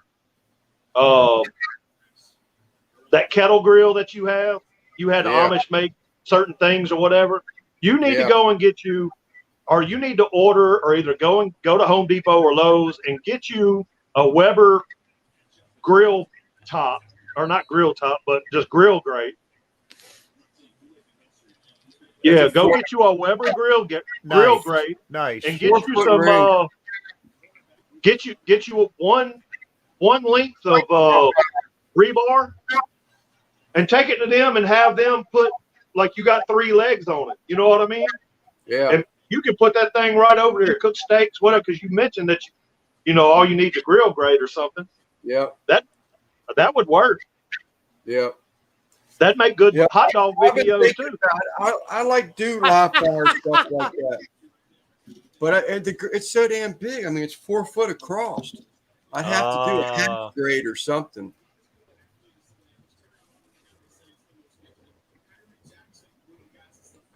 Yeah, that's Caden Blake. I think it's KB's Outdoor Kitchen or something like that. I have a set of 22-inch rims in my shop. The next pit I build is going to be a slab. I hear you. I don't think everybody knows what a slab is, Randy. That's mainly a Houston area type talk. I think everybody knows what a slab is. Yeah, it's KB's Outdoor Kitchen. 41-3, Mike. Huh? 41-3. Yeah, I'm not. I got it on here. That's like I hate watching these type of games. There's that pit he built for him. Oh, nice. Wow. I can't tell you the medical term for what he has, but he has a page that talks about all of his issues. But the medication he is on is really designed for like cancer. It's almost like a form of cancer, but it's a severe type of arthritis, and he's only 13. And he used to do a lot of sports and everything before he was diagnosed with that. And from there, I mean, he was about ready to give up on life, even at 12 years old. And then he found outdoor cooking and barbecue. He just fell in love with it. He was up there at Memphis in May. He goes and he pays for all this stuff. You talk about an industrial young man. Matter of fact, they had raised, plus he had $600 of his own money. And then Hog Addiction, the barbecue team I was with up in Memphis in May, they came up with another $1,300. So he had right at close to $2,000 saving up for an offset. And so I called Chris, and explained to him. I said he has almost $2,000, and was wondering if you could work with him on, giving him or getting him an offset big enough to do a whole hog on. And Chris is like, he told me right there on the phone, he's like, I'll do better than that. I'll just make him the pit and he can keep the money, because traveling to these events costs a lot, and it does. I mean, you're basically in the hole all the time if you're in competition barbecue, unless you're really up there, but offset turned into a full-size trailer pit with a Santa Maria storage box the big pit, and it's just like, wow, and he just went, and they had to go to Texas to pick it up because you can't ship nothing like that. Darn, you got to have a ladder just cook on it. That's a dub. Now, was that a trailer, Russ? Yeah, it's a trailer pit. Okay. I'll show you again. Let's see. I don't know. We're seeing a big photo of Loverboy here. Am I on here? Oh, never mind. There you are. Let me back my phone off a little bit. Yeah. He didn't get it all in the picture, but that is an offset. It's a horizontal and vertical offset. That's the firebox. Is laying behind that is a Santa Maria. There's a ton of pictures if you go to his page on Facebook. He's on Instagram. He's on, I don't know if he does TikTok or not. Even has a little YouTube channel, but. Oh, I remember that character from the Jetsons. It does now she said that. But I felt really good that I could be a part of him getting that. And then Chris called and thanked me for letting him know about it, because him and Amber both just felt really good to be able to do that. Right. And now, does good Ricer people, man. build Good people. pits? Do what? Does Ricer build pits? No. You talking about Jeff Rice? Yeah. No. Why are you asking that? Oh, because, he was brought into the mix. No, he's doing videos like with LSG pellet smoker so far, and Chris is going to build him an offset. And see, that's where I'm getting mixed up. Yeah, no. He don't build pits. Gotta remember, dude, I'm old. I have built a few in my time, but as far as I know, Jeff never learned how to weld or work with metal. Right. But so he's not a chud. He's not a me either. I was a pipe welder on U.S. Navy ships for 40 years. Right. I'm talking about real welder here, not backyard. We getting a little chilly, Mike? I'm not gonna have to go out there. It's 59 degrees here right now. I got 56, Lance. We're supposed to be in the upper 50s and 60s next week. We're under a cool front right now. So, same here. I'm glad to see that, man. It's way, way, way overdue. Hot. I'm not glad to see it because that only means snow's not far behind. Oh, I ain't got to worry about that. It's going to be perfect cooking weather here soon. It'll be like that from fall through winter all the way to spring until next summer when we burn up again. Right. Yeah. Chris and Amber, man, Goodlander, that's some great people right there. I would recommend anybody do business with them just based on that alone. They're a family operation too. They're not a big company, and but he's done well. He's expanded to that new shop and everything over in Conroe from Willis, Texas to there. So now Chris is the owner of Lone Star? Yeah. Okay. Yeah. All right, y'all. I'm going to let y'all take over for a little bit. I'm going to mute my camera and stuff. I'll probably be gone for about 15 minutes. Okay. All right, dude. See ya. So Panchuco, they're dropping to the 30s at nighttime. Who? Panchuco. Wow. Dang, where's he live at? Alaska? No, he lives up north. I can't remember where he's at now. Well, heck, I thought y'all were up north. You are compared to me. Well, no, I'm east. You're northeast from me. Well, kind. I'm more east, but north. To be honest with you, Lance and I are middle of the East Coast. Okay. Now Basically, Jeff is north. He's up there in Wisconsin, and right. Ain't really that far to the Canadian border. Not really. Your son, he's probably going to get some chilly weather tonight. He'll probably get colder than we are. Yeah, he went up there last winter, last January, so I'm sure he knows what it's about by now. Yeah. Panchuco said Michigan. It says it sucks to wake up to frosty windows. I guess. Michigan. Yeah. I got a buddy used to do YouTube videos up in not Michigan, but what's the other cold? Minnesota. And man, it's just like it's the tundra for most of the year up there. Once it settles in, I mean, it'd be spring weather here, and he's sending me pictures of the lake still frozen over. I'm like, good God, dude. Wow. I couldn't deal with that. So when are you and Jeff going to do any collabs again? Next time either he's down here or me up there. That's the only kind of that's really the only kind of collabs I do. I don't do this watch my video, I'll watch yours type thing. Right. I quit doing that about 8 years ago. But yeah, if you come to my house, that's a different thing. That's the real collaboration, in my opinion. Right. Or if I'm in your neighborhood, one or the other, you know. But yeah, I believe me, when I get a notification of a new video, I'm on it. I watch it. I might not. Well, very rarely do I comment, but you know, at least you get your view and your like, and it's all the whole video. Appreciate it, man. Appreciate it. Same with Lance and same with Mike. Yeah, that's the way I am. I got my channels that I watch avidly. Like some I just don't miss a video, and others it really depends on the topic, you know. But I'll watch. I commented on yours today, Lance. Yeah, I saw that. I didn't get back to it. I was still on the computer. Yeah. Appreciate it. And a lot of them just slip by me because I'm not always in front of this computer, and I don't check it every day. So if it scrolls down a day or two, chances are I'll never sit. I don't get notifications. I've turned them off years ago because I was just getting flooded with emails from YouTube. So I turned all that mess off.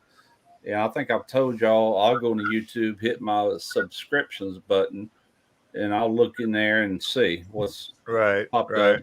And, you know, on a normal basis, I check it at least once a day, but depends. If I'm off shooting a video, I'm in a state, I ain't studying YouTube, you know. Then when I get into editing mode, I'm not looking at nothing but what I'm doing. And that can tie up 3 days easy, you know. Shooting one day, start editing the next.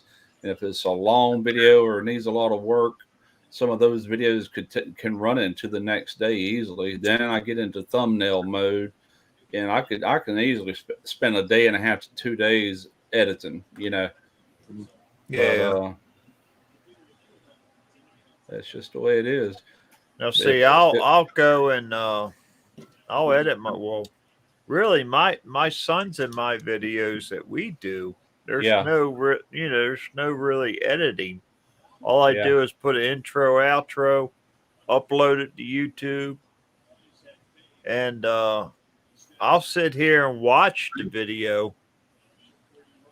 That way I can go, if there's something exciting happens, I might put it in the description. Yeah. But usually the title will have a few things about the video, and that's it, you know. Yeah.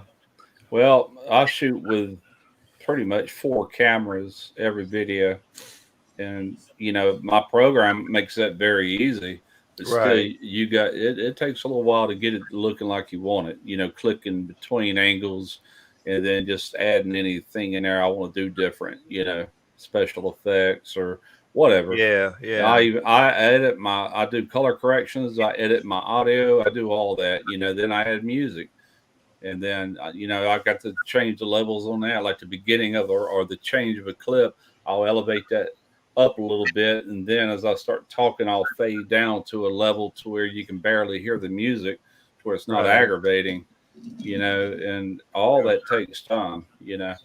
Yeah, when you're filming multiple cameras, Russ, is Derek like telling you, all right, he's getting ready to switch to camera, like doing a hand sign, like he's getting ready to do camera 1 or he's going to camera 2? We have a dedicated face cam, sometimes 2 dedicated face cams where I can, let's say I'm talking to a camera over here, you know, hey, I'm Smoky. Let's say, hey, I'm Russ Jones with Smoky Ribs Barbecue. Today, what we're going to do, and I'll screw up, I can turn around and look at this one. Today, what we're going to do and then I can clip that into that one to where it's Right, flawless. All I did right. was change my direction, and it's great for screw ups, you know. Right. But most time I got one face cam, and so I might have to retake it if I screw up or whatever. All the other cameras are food cameras, B-roll. That's for all the eye candy. And then I always got that one on me to where if I want to look up at the camera, I can. Because if you stay stagnant too long on one thing, it gets boring to people. So just keep people's mind going, you know, just swap camera angles. Right. And but all cameras, when we start recording a scene, all of them are going at one time. All of them, you know. And then I got a program that can stack them on top of each other, and you can see all four of them at one time. And you're sitting there looking at these different angles. Okay, I want that angle. You take your mouse, you click in the timeline, it'll slice it right there for you. You go a little ways, and then you click, and it'll slice that angle in, then that angle, then back to the face. And you just keep doing that until you're satisfied with it, you know. And see, DaVinci Resolve, that's how I go and do the cuts and all that stuff on mine. Yeah. I mean, I didn't start off like that. I started off with an iPhone for audio and video, and editing was simple. I could edit a video in an hour, you know. Right. but You're you using know, DaVinci, Chuck? Huh? You're using DaVinci? Right now I'm using two programs. DaVinci for my harder, where I have to cut, add, you know, stuff like that. Or I use Vizio. Basically, I have the intro, video, outro. Mm-hmm. But when I have to cut something in or cut something out or whatever, that's when I go and use DaVinci. Yeah, I need to spend more time with the DaVinci now that I have more time, and I will be. Yeah. I watched Mike's all that editing and sound effects Mike did the other day. I don't know that I'm gonna get into all the sound effects stuff, but I need to spruce up my editing and, you know, do a couple different things with it. But I don't know. My thumbnails just. It just seems like everybody has thumbnails with some type of writing in them. Yeah. They do it pretty well. You know, Well, see, the thing about a lot of the videos, like Mike's, he's got all these different things going on and music and all. I don't know. I don't really know where to get all this music at and stuff like that, you know. you sign up, or what I did is my music is through Epidemic Sound, and all the music you're hearing, unless it's my own theme song, which I own because you know I own it, it's mine. But that's the guy playing the guitar. If you look in the description box on any of my latest videos for the last 6 months, and probably in the last 3 months, I'm saying music by Epidemic Sound, and then I'll list every title. Right. Because I ran into an issue here a while back where I had music that was 8 years old and was good to use 8 years ago, but obviously whoever I got it from back then sold out to another company. And they was trying to peg me with all these copyrights. And so I said, screw that. I said, I'm going to start listing every title and list where it came from to where I know, because I didn't put none of that on them early videos. I'm like, God, I know it was legal to use back then. And I had no choice but to go in there and let YouTube change the music. I was able to pick the music, but it had to write over what was there. And that went on, man. It was happening like 2 videos a week for 6 weeks. All of a sudden it just stopped. I said something was going on that wasn't supposed to be going on. And it stopped, you know. It didn't matter because them videos were old. They wouldn't get many views, no way, you know. But what's funny, if anybody does click on them, some of the music they're hearing is like today's music. Like, golly, you know, how did he get that new music on such an old video? Well, see, I've got no copyright songs. Yeah. But the thing about it is, all the songs that I downloaded and I have a file for, is on my computer, my older computer. Lieutenant Dan, you ain't got This- no hand. This is my new computer, so I haven't downloaded, and I looked for a file, but there is, I can't find one. Well, just so you know, and I'm sure you do know already, but YouTube's got an audio library that you can use and never get tagged for that. Really? Their music's not the greatest in the world. There's a few decent tracks in there. If you look long enough and hard enough, you can Right. get it to pair up. But yeah, Epidemic is to me much better than. And there's other ones. That's not the only one. That's just the one I use. I think Mike is talking about it. He uses it. But I have Envato now, which gives me access to a lot of really cool plugins for my editing software, and they also have music I could use. But I don't want to do that. I want to stay with Epidemic. That way I can label them all at the end. It makes my life easier. Yeah, that's what Triple B's saying in the chat. He even put a link up for it. Yeah, Epidemic Sound. Yeah. Yeah, I don't list my music, so maybe I should start doing that then. What I should do is become an affiliate for Epidemic Music and put my affiliate link to them. That'd be nice. That'd be Yeah. nice. Yeah. Now, Lance, I watch your videos, and you got like a little key bob in your hand. What's that for? Camera. So you can switch? I turn it on and off. Oh. I used to use one of them for Yeah, you're my supposed to be iPhone. able to zoom with it, but the zoom doesn't work no more. I have to manually zoom. Well, that sucks. Yeah, I used to have one of them years Because ago. Mike and I was asking for suggestions on my first video, and he was talking about Zoom. But on that GoPro, my son's running it, and it's a little hard to get a Zoom going and all that, Yeah, I use the Canon M50, and the fob used to do the zooming thing, but it stopped working, so it's just an on-off thing now. Oh, okay. I like the camera. I mean, I'm afraid it's going. Those M50s are still so damn popular. A used one is still going for what I paid for that one. How much was that? You can buy. They have used ones going for $600 with the Wow. kit lens in it, and that's crazy. And I here I didn't paid a couple $300 for the GoPro.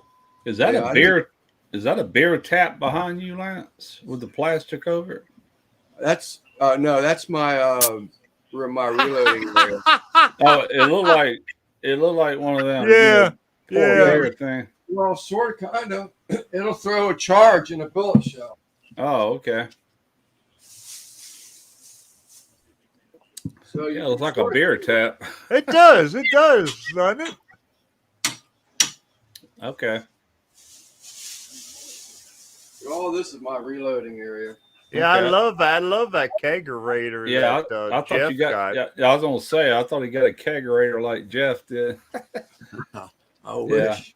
I could have got one of them, but I didn't want to do no more VBOR stuff after that ice machine. I don't know. It just really doesn't suit my channel too well.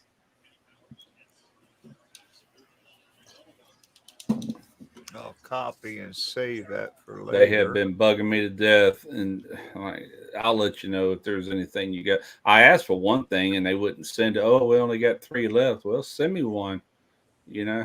I wanted a bowl chopper, like when I did those hot dog winners. Theirs is $800, but those things are normally like $3,000 to $4,000 for name brand, and okay. And I'm like, if you're not going to send what I want, then I'm not going to do the video. I'm not just going to put a product up for the sake of doing a product. I want to actually either need it for a video or something I will use. Like that ice machine, we use it all the time, Yeah. You're saying Now, see- bowl, like BOW. Bowl. BOWL, bowl chopper. What it is, a bowl spins and it's got this blade that spins around like very high RPM, and you can take meat in there and it emulsifies it finer than what a grinder can do, or finer all than what even a Wow. blender can do. Yeah. You know, and it's strong. But that's what I wanted. No go. So I'm like, well, there you go. Keep your dadgum bowl chopper. I don't need it. I did the video without it. I know I didn't have to have it. I just wanted it for that video, you know. Mm-hmm. But you can do vegetables. You can do all kind of things with it, you know. Thanks for the info, Mike. I'm trying to catch up with the chat, you know, and I'm seeing things. I mean, that you put down. Yeah, I use that. It was Upbeat Sounds, I think it is. Really? It's only like $6 a month. I've heard that. How Epic. much does it Epic cost you, Russ? 15 a month for one channel. I can't Really? use it on Facebook. I can't use it on Instagram. That would be extra.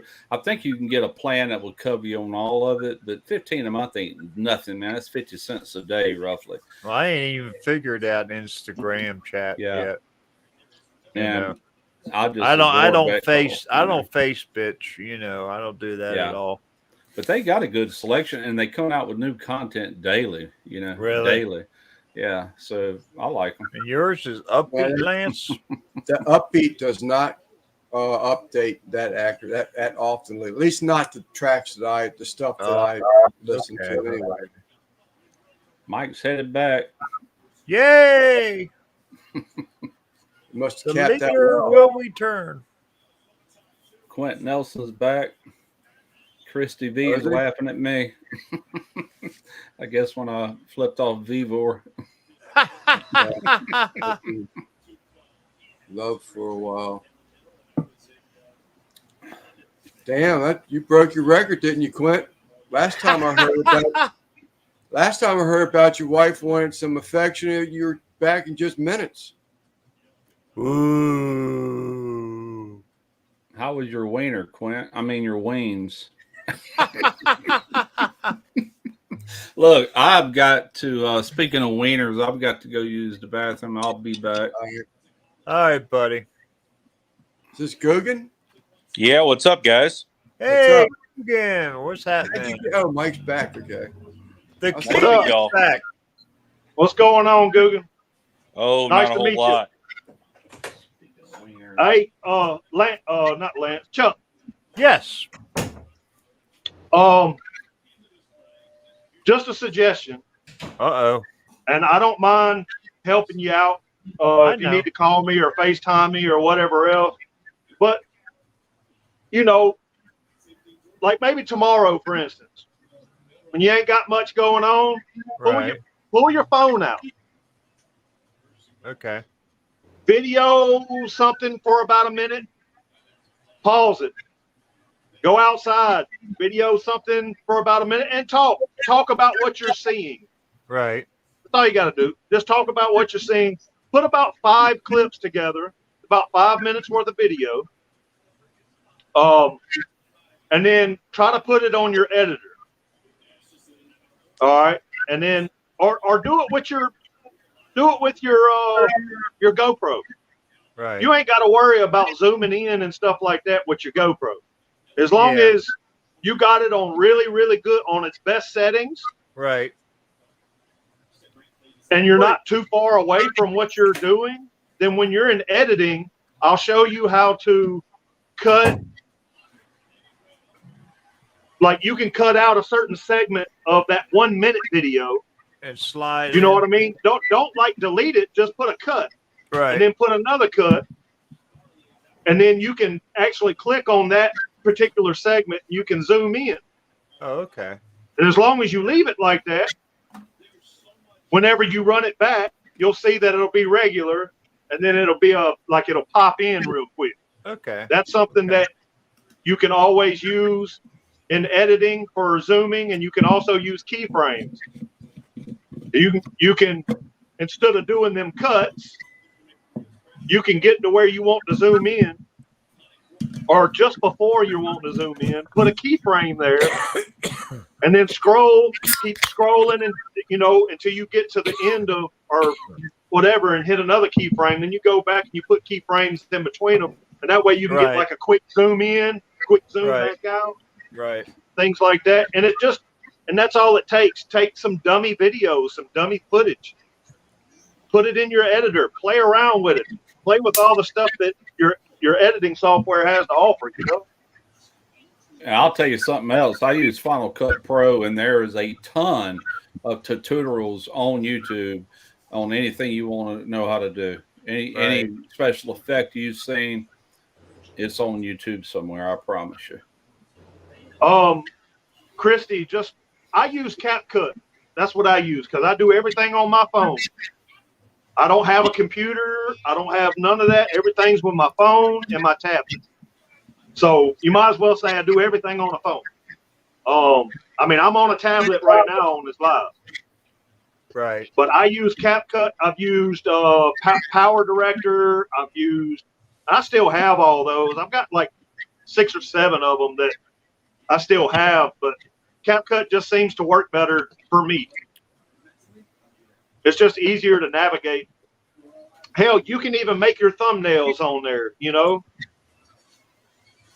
if you really wanted to. Right.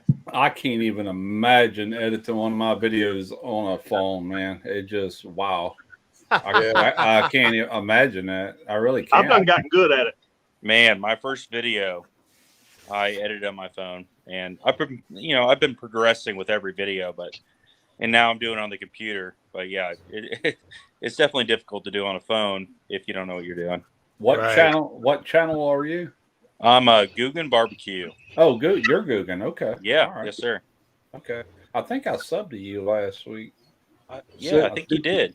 Yeah. So, Cajun, did you hear what I said? I went into my held videos, and you're in my spam folder. What's that? I'm sorry. I was trying to find my comments that weren't showing up in my video before today's, and I found this section in there that says like held videos or something like that. So I just clicked on it. I said, maybe they're on here. I clicked on it, and you and another channel, your comments for whatever reason are in that section held as spam. Yeah. Right, yeah. I'm saying about it got mixed up with high volume replies or something like that. Yeah, I don't know what's going on, man. I've gotten some like comments that have been really delayed, or I just don't see them at all until a couple days later. I don't know what's going on. Yeah, I do. If they're going into people's junk folder or hide folder is what it's called, then once they read it, they can approve it to go over to their main feed. Then you'll see your comment. And I think maybe it wasn't you, it might have been somebody else, but somebody that comments on one of my videos, it was in there and there was nothing wrong with the comment. If anybody puts a link or a hashtag or anything like that on their comment, it goes into my hide bin. And then I've got blocked words, like all the foul mouth words that I don't want on my channel. Right. And anything like that, a trigger to go over there. Sometimes it misses them. So I end up, every video, I have to go in there and look and see what got moved over there. A lot of them I can approve to move back where they belong. But if you comment on a lot of videos, on a regular basis, there's this woman, her name is Angie Spada, and she has been like a great person, but she is a huge follower of so many channels, and she comments on everybody's, and she's sending out so many comments every day to where they started tagging her as like spam or whatever, and she ended up in these hidden folders. And so I know that can do it. And outside of that, I don't really know what triggers it, unless there's certain words being used and people's got that as a block word or something. Right. Yeah, I have to keep looking at it regularly. I just found it. I just stumbled across it because I thought somewhere along the line I had to push something, because I'd go to my phone and I could see the comments. And you talk about how you can't imagine how Mike edits.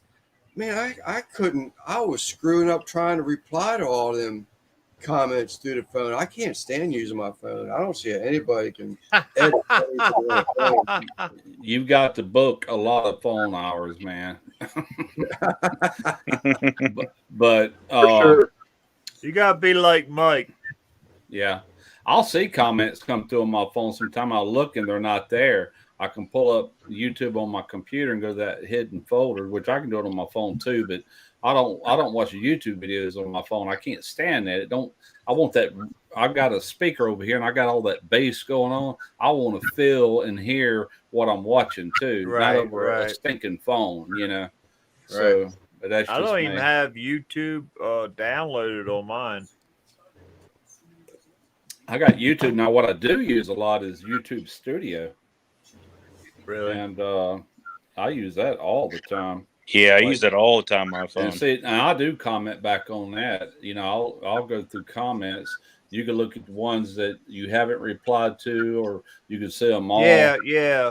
That's what I do. Plus, you can go to your dashboard and you can see how much money you've made for the month. You can see where your videos are. Like, let me refresh that because that thumbnail's not showing. Oh, there it is.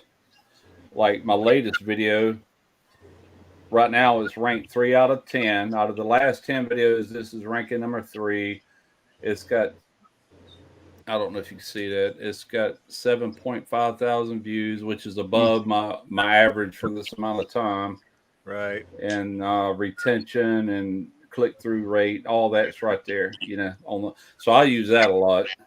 But actual YouTube, the only thing I've used this for lately is I'll log into my SMOKY Shorts channel and I'll upload a short from here. You know. Oh, really? Yeah, and that's it. I'll upload a short from there. But it's just quicker and easier than doing it on my computer. It's geared for it. The app is made for that, you know.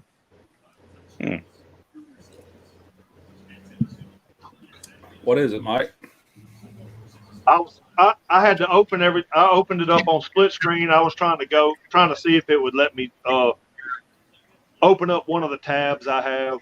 Oh. But it's not letting me, so yeah. I have to go to the regular whatchamacallit. I was trying to open up Studio, but on desktop view. Okay. You was trying to share a screen here? Is that what you was going to do? No, I was just trying to open it up so I could look at. Okay. My phone went down to 20%, so I had to throw the charger on my phone and stuff. Yeah, I'm at 6% right now. I'm about ready to keep beeping at me. I charged mine earlier. It should be capped off or close to it. Yeah, see, that's 100%. the advantages of my computer and 2 screens. If I want to go to YouTube Studio, I can just go to the other screen.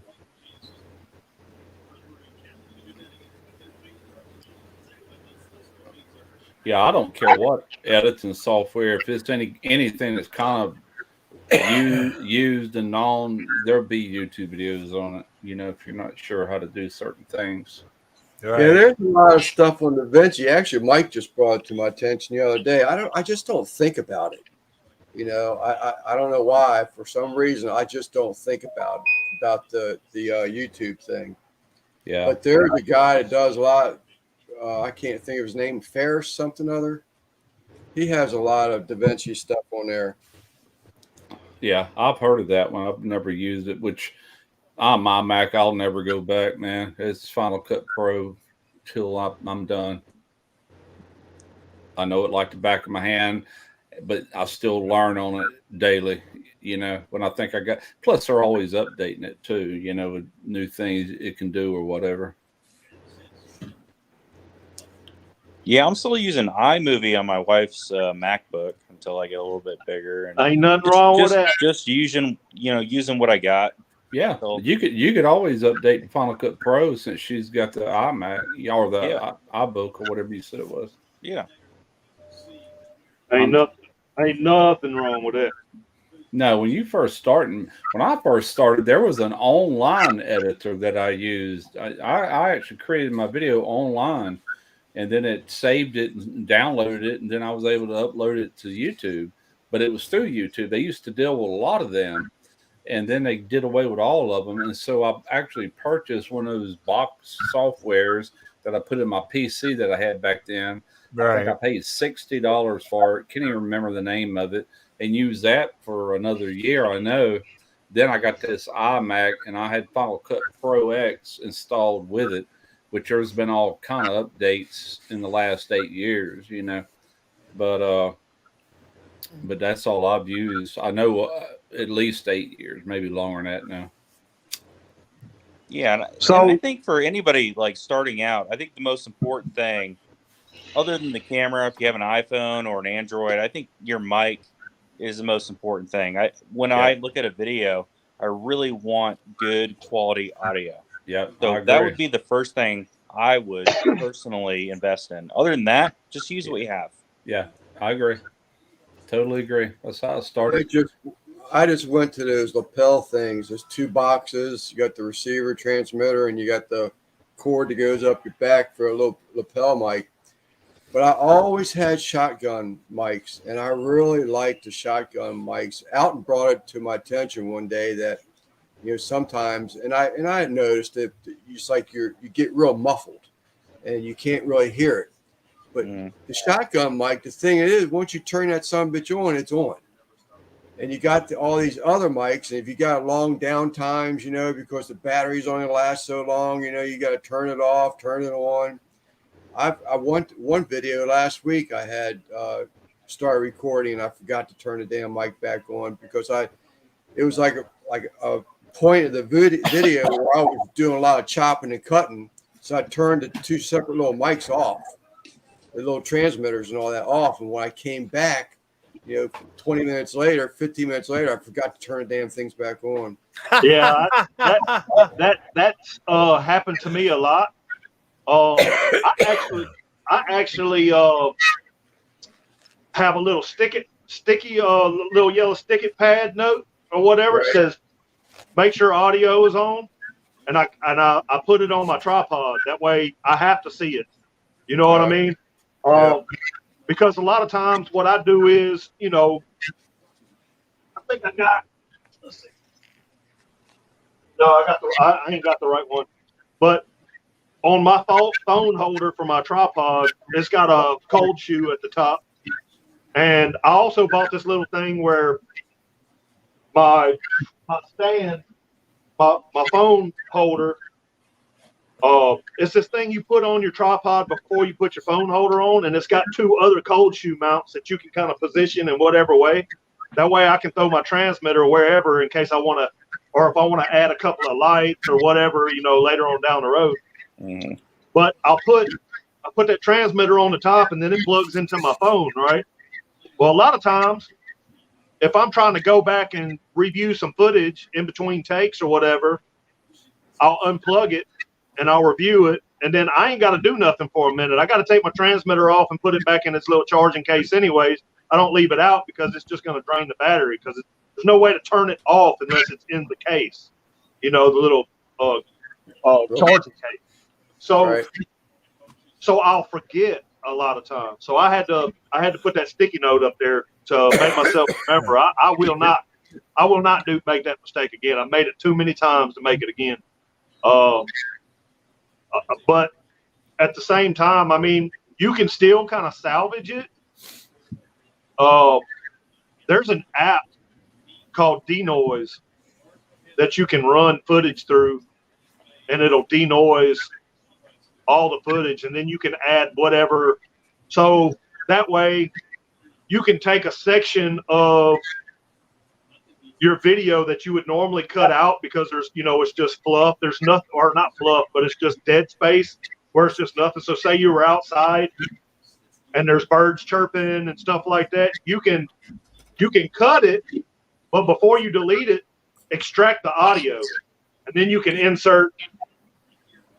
You see what I'm saying? I mean, it's kind of a roundabout way to do it, but there's a way to get past, oh shit, I forgot to turn my audio on, you know? Right. Because then you're just picking up from the device, and everything sounds funny. Yeah. You know what I mean? You denoise, take all the background noise out of it, like you're in a fucking, you know, silent room, is what it winds up sounding like. But Right. then you can just put audio over the top of it. You know what I mean? Randy Shifter got off work, driving home now. Uh-oh. Be careful, Randy. See you, buddy. I used Sennheiser lapel mic for years, but what I moved into about a year, maybe a little over a year ago, is these little Rode 2 wireless mics. That's Yeah. right. Yeah. It's got the lapel, and it comes with 2 mics and 1 receiver, to where like me and Derek can stand side by side. We both got our voices going into 1 SD card. But what I really like about that is, if by some chance that SD card lost connection with that receiver, this has its own built-in memory. It records. I tell you where I use this a lot is, like, if I'm sitting here editing and I forgot to say something, all I got to do is just clip this on me, turn it on, and say what I want to say. Really? And then I can pull up there's an app that comes with the Rode mic, and you can save that recording to your desktop. I'll import it into Final Cut Pro, drop the audio in with some B-roll to say what I needed to say, and it ties right in. Now, I do edit the audio once it goes in there. I add compressors, limiters, and all that stuff to it, Oh, yeah. Christy, another good thing about, and then I'm going to get to your question, Christy. Another good thing about that Rode is that each one of those transmitters actually has an on-off button, and a lot of the other ones don't have on-off buttons. Now, the upgraded version to the one that I have, it has on-off buttons, and that's the only thing I don't like about this one, because I gotta put everything back in the charger. I mean, if you're doing a long cook, then I can't just leave it all on. You know what I mean? It just dies too quick, I think you only got like 2 hours of battery life on them. But what's cool is it comes with, I've actually got it in my bag. It comes with a charging case that everything sits down in. You charge the charging case up, and you can charge all that stuff up like 5 times before the charging case has got to be charged up again. Really? On the actual receiver itself, it shows you the battery life of both your transmitters, your receiver, and the actual charging pad. So, it's nice. But Christy, she said, have y'all found mics are necessary, or does it depend? Well, it's like this. I wouldn't worry about it to start off with, but you can have really shitty video footage and really good audio, and your retention will be a lot better than if you had really good video and shitty audio. People don't like shitty audio. Right. Yeah. Right. It's just what it is. While I'm thinking about it, that one I just showed you is made by Rode, but DJI has something very similar that has all the things this one will do, except it's got a touch screen, and it costs about $100 more than what I just showed you, and that'll probably be the next one I move into after this. Jeff Rice just bought the DJI, and he said that it's better. So I'm not going to do it no time soon, because I spent $250, I think, for those, which isn't bad for lab mics, This is the one that I have. It's called Hollyland. Yeah. It comes in this bag here, and you got this charging case, right? And then you open it up, and it's got everything in there. See, as soon as you open up the lid, everything starts coming on, and you can take everything out. And you got these dials here that you can right there and right there, that you can dial your dBs in, your decibel levels or your volume levels, and it comes with little clip-on dead cats, whatever you want to call them. I ordered these earth magnets. If I can get them out. These little earth magnets, and I put one right up under this little clip, and it stays there because it kind of magnetizes to it.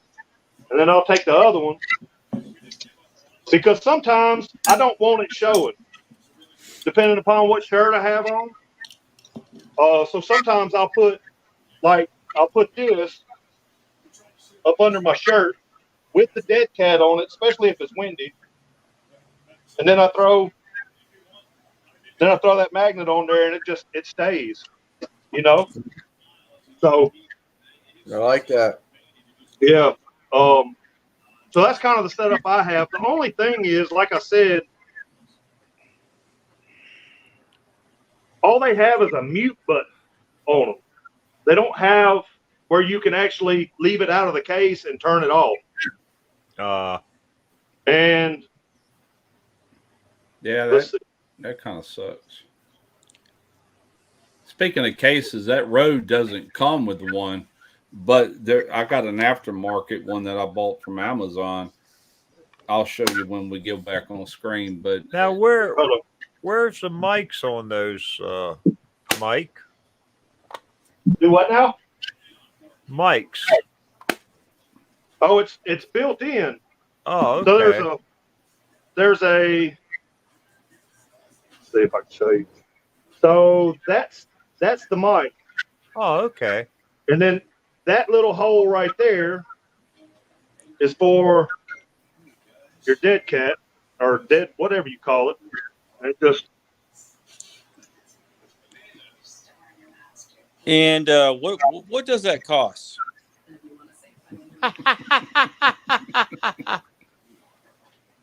Looking good, Russ. What is going on here? I don't know. I thought you lost it there for a minute. Mike's out now. He's going again. But there he is. He's back. I'm having a sleeper barbecue moment. Y'all give me a minute. What I was saying, I had to buy that. They do sell the little charger for the Rode, even though you can charge them independently. But this way, you can charge them all, including the receiver. But the That's DJI has that comes with it. So Yeah, mine aren't that fancy. Mine are knockoffs. Just from hi there, hippy dippy weatherman here, brought to you by May Pop Pop. But let's see. I'll tell you. I'm sorry. I'll tell you how much that is, Guggen. Matter of fact, I'll put a link for it down in the chat. Appreciate it.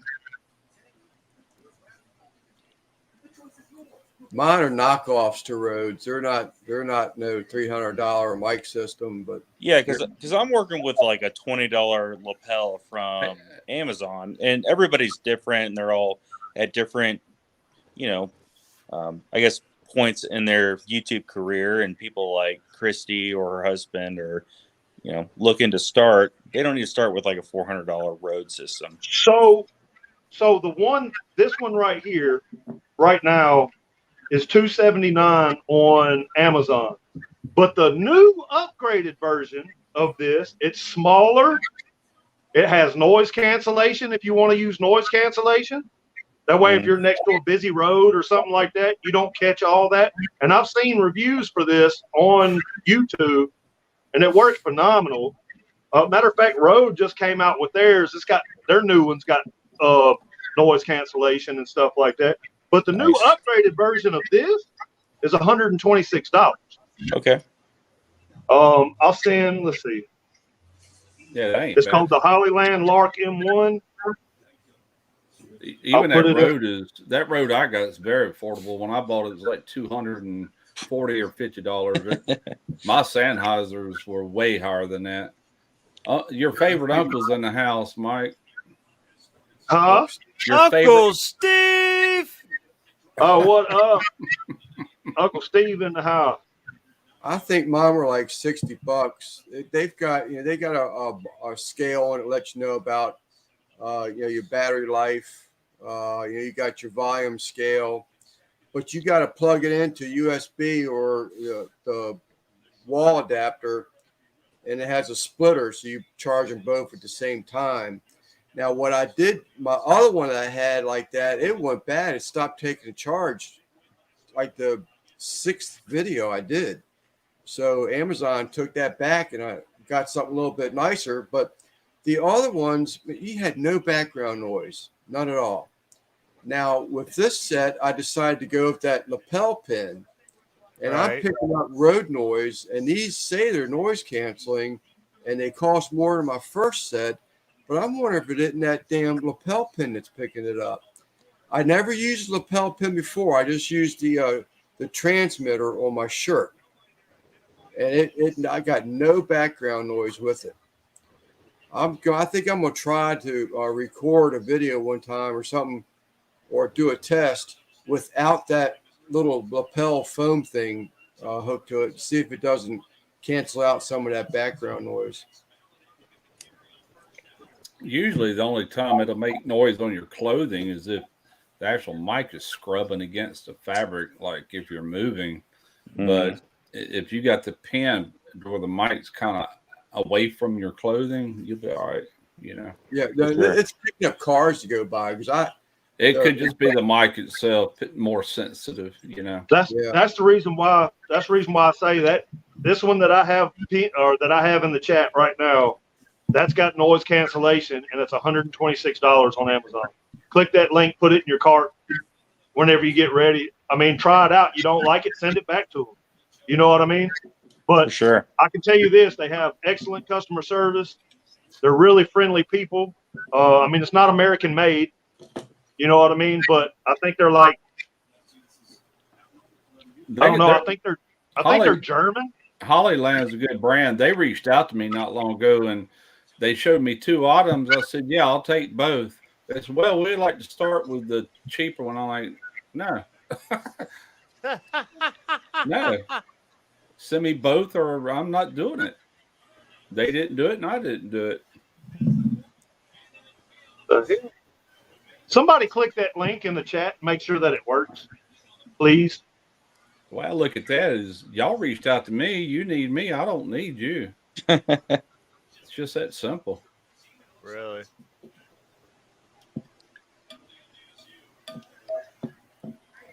I can't click So, it because Russ. I'm in a StreamYard. Oh yeah, I just clicked it. It works.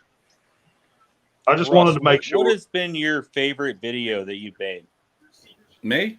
Yes, sir. Oh God. Out of all the videos, I know it's been like That's a hard 10 years question, plus. man. Yeah, it's been over 10 years now. My favorite. You talking about what I just cook? like just having a good time, like cooking.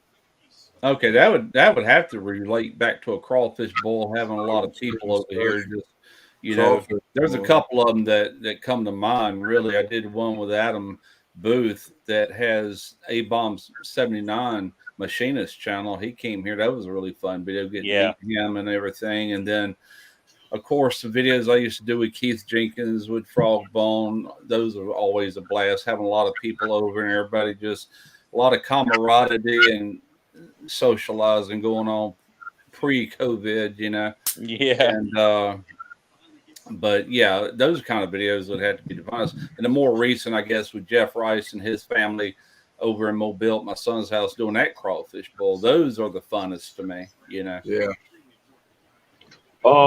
Steve, one of these days I'm gonna have to get you as a guest on the live stream.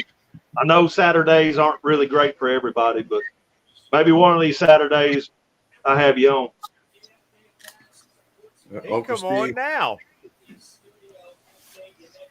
No, I want to do a Okay. like a, you know, Yeah, like because there's subscribers of mine that don't know much about Uncle Steve Shaker, you know. I do. I'll get with you, Steve. That guy Charlie is. We'll set it up this evening. That guy Charlie, as a matter of fact, this evening. What's that? Recipe Secrets for Men or something like that. He's out of Wisconsin. He said he doesn't really know anything about Uncle Steve. He watched my Uncle Steve Kebab video today, and he left a comment and said that he wasn't really familiar with it. And it surprised me because he's been around longer than me. Another thing, not to cut you off, but while I was home, I went up to I got a Buc-ee's right down the road from the house, right there in right there in Alabama. and it's probably 10 miles from my house, and maybe it might be like it's not 15 miles, so we'll just say 10 miles from the house. And I was in there because I was picking up some of that apple habanero rib glaze, and lo and behold, down there it was down there on the shelf where all the other name brand seasonings are. Uncle Steve's Shake. Really? They didn't have the whole line. But they had Gator Shake. I think they had like Spicy R, and they may have just been out. I don't know. They may hold the whole line. I don't know. But congratulations on that, Uncle Steve. I don't know how long it's been there, but I know the last time I was at Buc-ee's, I didn't see it there. So I was gonna say that's big, man. If you can get that's in real Buc-ee's big. or if you can get in a Walmart, even that's big. It's not an easy feat. Yep. Did you have any of their what do they call it? Brisket. Oh, they don't. Yeah, their brisket sandwich or whatever. Yeah, I my mean, brother told me it was like really good, and I'm like, I make better brisket than that. It's good, but it's not like.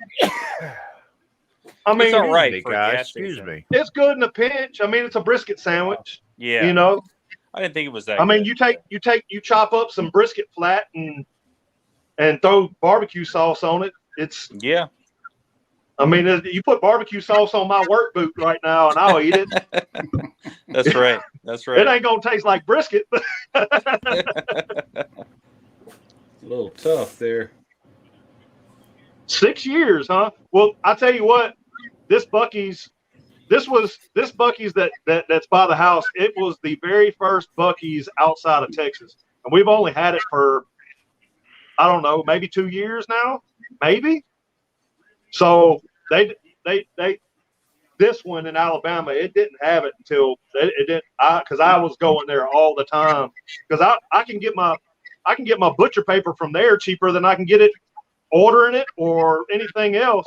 I mean, and it's hardcore carnivore, logo all over it, but I don't care. It's butcher paper. You know what I mean? I go to Sam's Club, and the only thing is they got that white tabletop style butcher paper, you know what I mean? And I'm not going to use that to smoke with. We went to that Buc-ee's. You're talking about off I-10 there after you come over. Yeah. About a year ago, went to Booger US 500's house invitation, little party thing she had. And Tarina had to pull by there. So we did. My God, that place was wall to wall people. It's just like, I mean, it was just having to walk sideways to get anywhere. I'm like, let's go. Yeah. I couldn't deal with that. It took everything I had because I'm saving up for a new vehicle right now since I no longer have a vehicle. Damn cops. So I'm saving up this money, and it took everything I had not to call my dad to come up there and pick up this damn Brazos. But it is what it is. It was burning a hole in my pocket, man. Christy B said that's how almost all Buc-ee's are. Yeah. That was my one and only experience with Buc-ee's. It looked like a cool place I'd like to go back to, but it would have to be less populated, man. It was just trying to get into a restroom, and that's really why we stopped, Yeah. But I'm sitting there looking real quick. I'm, man, it's a pretty cool place. Let's go. Yeah. I mean, it's just COVID was still pretty rampant too during that time. Them bathrooms are cleaner than any bathroom. I bet you they're cleaner than the bathrooms in my house, and we keep our bathrooms spotless. Yeah. Well, they're you be known for that, right? Yeah, you go and pee in a urinal, and there's a guy there about to clean that urinal right behind you. I mean, it's crazy. Let me wipe that weenie for you, sir. Would you like a mint? Advertise. They actually advertise that. That's their thing. They advertise that, saying how cleaner you won't find a cleaner bathroom anywhere. Well, what are you talking about, Quint? You don't like cops? Oh, no, not you. Not you. You're not a cop no more. You're retired. You don't count.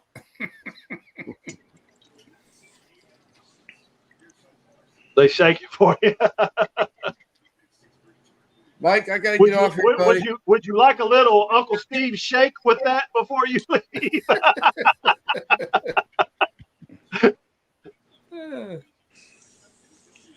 All right, guys. Well, Billy. I got to hop off. It was really good meeting everybody here. Yeah, brother. For sure. For sure. I'm glad you came up here, man. Yeah, I'll catch you guys on the next live stream. All right, my brother. Be safe. Y'all take care. Be blessed. Good meeting you, man. Yeah. All right. See y'all. Later. I'm gonna do the same, Mike. My meds kicking in. Did you get my text message? I did, but when I took a break, Don't charge all your shit up before it all dies. Yeah, I turn it off right now when I go to bed, and I put it. I'll charge it overnight. But I've been out in the backyard sending pictures and doing stuff like that, so it died on me prematurely. 10-4. I'm gonna get off. I gotta go to the store with the wife in the morning, and we usually leave out here by 7 in the morning. Get up there before the crowd start hitting in there. But all right, my brother. Well, get you some rest. Holla at me tomorrow.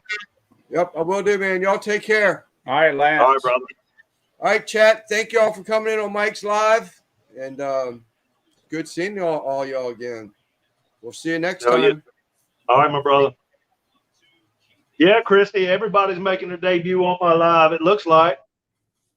That's let's see. Who else? I had 2 other people that's made their first live debut. Randy Shifter last week. Yeah, Randy Shifter last week, Guggen this week. But no, when I first started going live, there was a couple of people. I'm wanting to say, who was that, man? I can't remember. It's been so long ago now. Yeah. But yeah, man, I spent all that time, chat, everybody that's in the chat, I spent all that time editing a brand new intro, and y'all all missed it. Every single one of y'all. I didn't. You didn't. You were on the panel. Of course, I'm not in the chat either. I think what I'll do is I'll end it instead of doing my regular ending. I'll end it with my intro. There you go. Because I mean, it can be used as it's cool too, y'all. It's like the end is coming kind of thing. Apocalypse. Yeah, apocalyptic kind of. It's really, really, really cool. So y'all make sure y'all we're gonna be ending here probably in the next 5 minutes, anyways. Because my battery's going dead too. But I can't. I have to have my phone. I don't necessarily have to have my tablet that I'm live on, but I got to have my phone because they text me whenever it's time to go back out there. Chuck but looks yeah, like man. he's ready to go to sleep too. Yeah. You're muted, Chuck. I didn't hear you. What'd you say, Chuck? I said you need your tablet to edit on. Yeah, that's what I usually do all my editing on. But what I'm saying is, like right now, I was at like 15% on my phone, so I had to take my charging cord from my tablet and put it on my phone. StreamYard kills my tablet battery like so quick. Even when I have it plugged into power, if it's at 100%, which we started at 100%, I'm at 39% on my tablet, and it's been plugged in almost the entire time. You know what I mean? All it does is kind of drains a little bit slower while I'm on these lives. But I've got to figure StreamYard out one of these days, I reckon, if I do decide to do a few lives. You and me both, Russ. I've always just went through YouTube. You know, they don't give you the. I can walk you through it, Russ. It ain't nothing to it. Yeah. I just never have used it. I don't go live enough. Normally when I do, I just use YouTube, which I like the features how you can bring other people in here. I don't think you can do that with YouTube. Yeah, I've tried that, Christy. I've tried to turn the brightness down. I've tried all of that. It does. None of it matters. None of it. It still does the same thing. Buy you 2 charging cables, man. Yeah, I've got another one, but it's just not as long as this one. Yeah. And where I'm having to set up, right now, because where I was, the audio was screwing up. I don't know why. I don't know why it was screwing up. It's been fine ever since then. I think you're getting better feed than what you were from the get-go. I guess. I don't know. I mean, I got full bars and everything. I got full signal. He hasn't froze up any this chat. Which I'm very surprised, because even when I'm streaming, like when I'm watching YouTube, sitting in the recliner in here with full bars, for whatever reason, it'll still want to buffer on 1080p, and I'm like, I'm not going with iPad, because then I'd have to go with iPhone, everything. I just left iPhone because I just like you don't have the OS.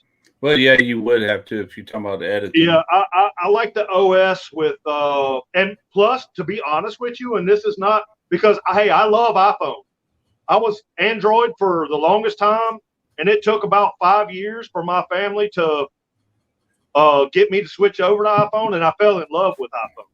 Don't get me wrong. I didn't want to leave iPhone, but the things that I can do with my Samsung tablet, I can't do on an iPad. There's so much stuff, like things I want to download off of Google and stuff like that. A lot of that stuff I can't do on an iPad, because iPad is so restricted with a lot of their stuff. With this tablet here, I can stream third and fourth party stuff off the internet. I can't do that stuff with. So if I want to screen record, unless you jailbroke it. I had an iPhone once. Unless you jailbreak it. But here's my problem: when I had an iPhone and I jailbroke my because I used to jailbreak all the time. I used to charge people, and I would jailbreak their phones and stuff. Yeah. But if you don't keep up with it, because a lot of times you have to remove it. Yeah. And then put everything back on. Well, when you update the phone, it'll get rid of it. You have to reinstall. Yeah. And plus, there's always new versions of jailbreak and this and that, it slows your phone down. I had a coolest app one time on a lot older iPhone when I went. I guess it was an iPhone 6 that I had, or maybe I had the 7. But when I was working in Virginia 12 years ago, I jailbroke that phone, and I had an app that if somebody tried to punch in this is before Face ID and Finger ID and all that, you had to actually type in your password. If anybody tried to type in a password, it'd take a picture and email it to me. Yeah, I got that on this phone. I had that on that phone, but it wasn't an Apple app. Yeah. I had to jailbreak it to do it. That was very cool. And that's what I'm saying. And like Guggen's saying, I love Apple AirDrop done. Well, I mean, this has its own version of AirDrop. That's how every time I film, so when I'm filming in 4K or 8K or whatever I want to film in with this phone, as soon as I hit stop, I go ahead and AirDrop it to my tablet. Yeah. It's got its own thing. And another thing that I love. Yeah, that's pretty old technology now. Yeah, that's old tech. And then another thing that I love is this Samsung Flow. I love it to death because, see, I have a tripod strictly for my tablet.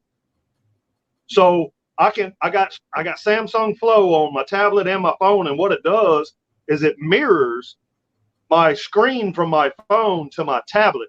Yeah. So now, it used to be I'd have to put my phone on the tripod. I would, set it up. I'd have to hit play or hit, take a picture at a certain, in 10 seconds or whatever.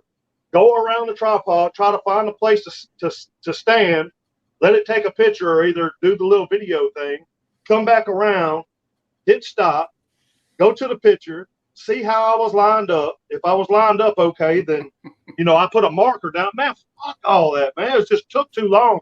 So now I can just set this up on a tripod right behind my phone tripod, and I can be lined up.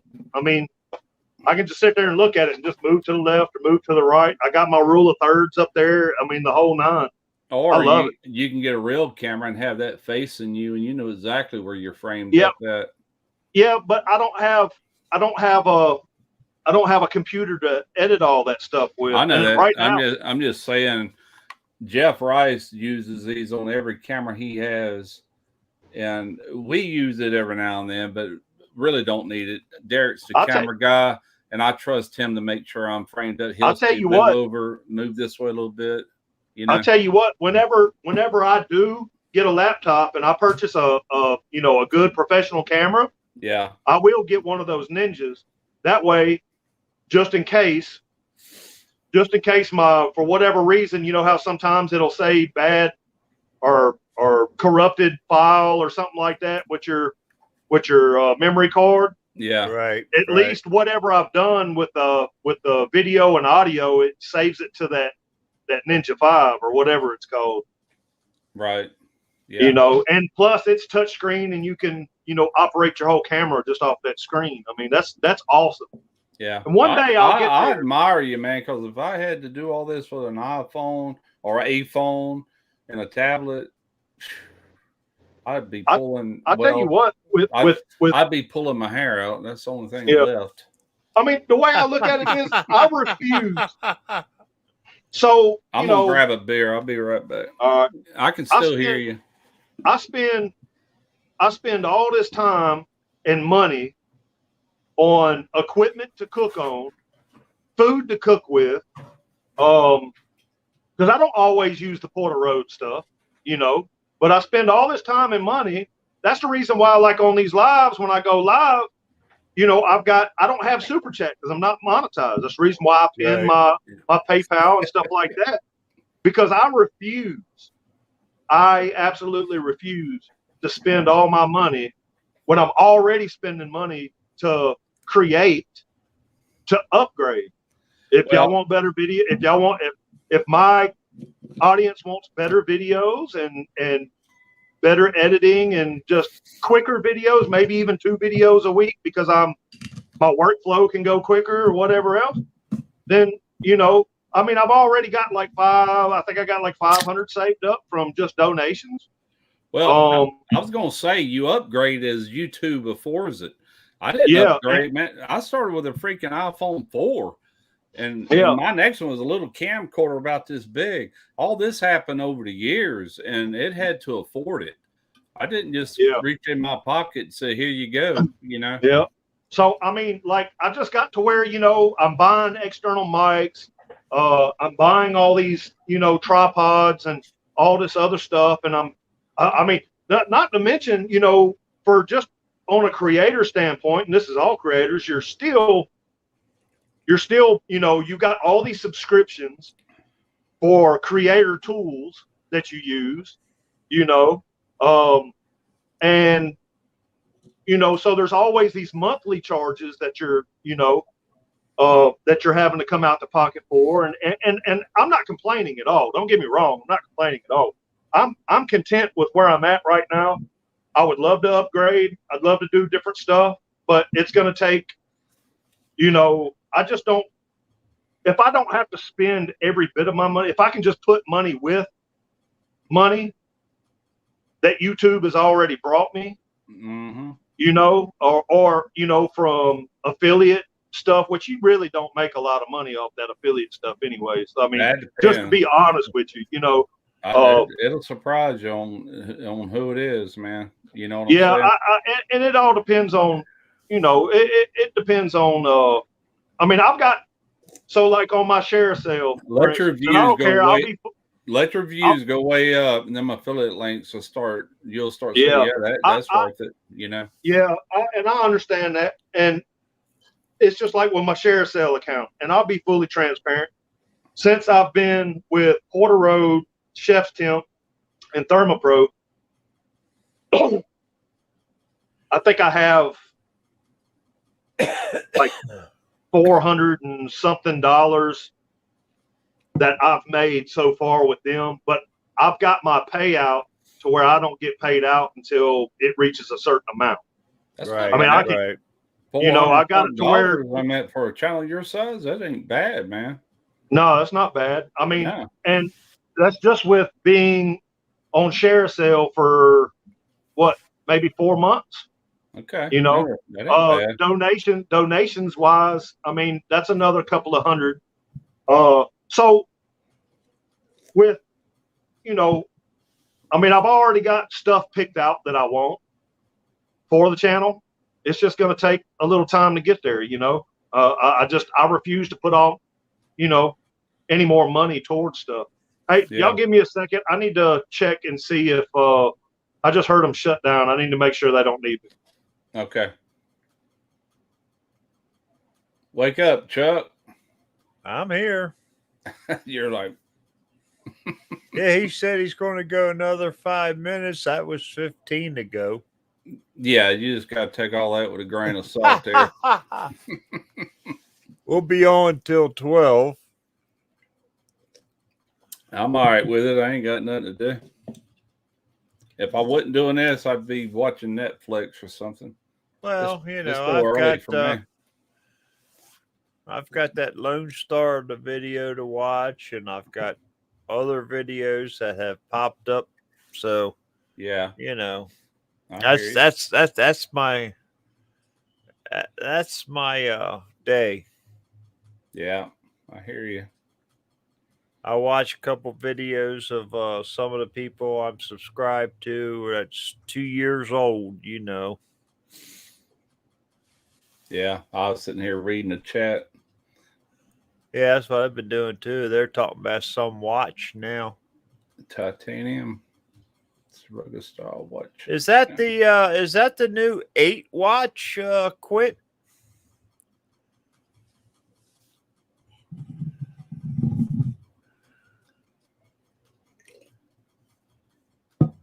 I think that's the new one that Apple come out with is the 8.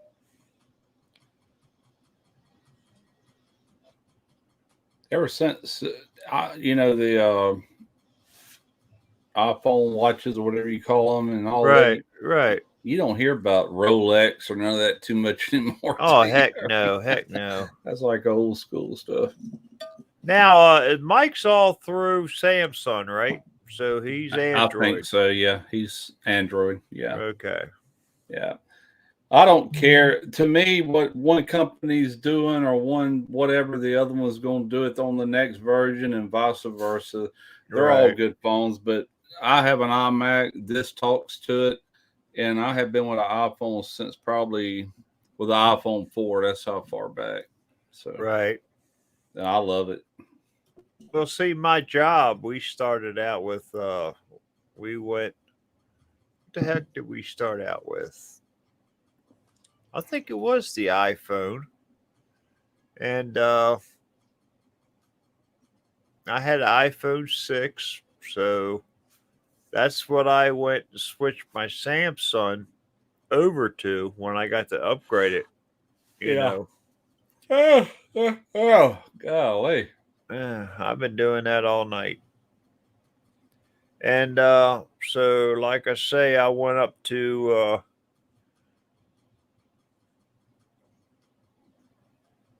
I think I went from a 6 to a 10. I've never gotten the Apple Watch. My son Well, has the it. guy that used to live, well, he's in the hospital right now. But the guy that lives with me, we work together, and he got one of those. He sits there, does his emails and text messages and all that crap on it. I can remember vividly being in the first grade, and the teacher had this film that she shined. Remember the little pull down screens? And it was talking about the future, like what's in our future. And they were showing these watches like Dick Tracy used to talk. Yeah, we talked to and everything. And you could see them and all that. And all that stuff become a reality over the years, Yeah. Took it Yeah. a long time, but it did it in my lifetime. I mean, Man on the Moon, that hadn't happened yet when I was in the first grade. yeah. You know? I mean, there's so much that has happened that I remember Oh, through the the world. years. God, the world is scary now. It's like it don't even resemble the world that I come up in. Hey, he's back. Yep. All right. They shut her down. Yeah, I just stabbed on the wheel real quick. Let's see what I miss. Nothing. They're talking about Apple watches and Yeah.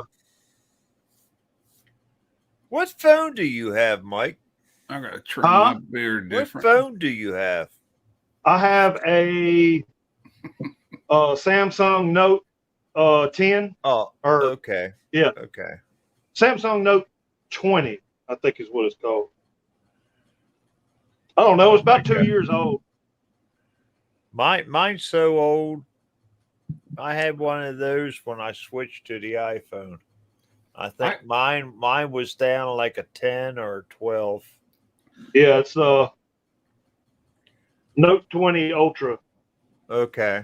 It does video in 4K, 8K, 1080p, up to, I want to say 1080p to 120 frames.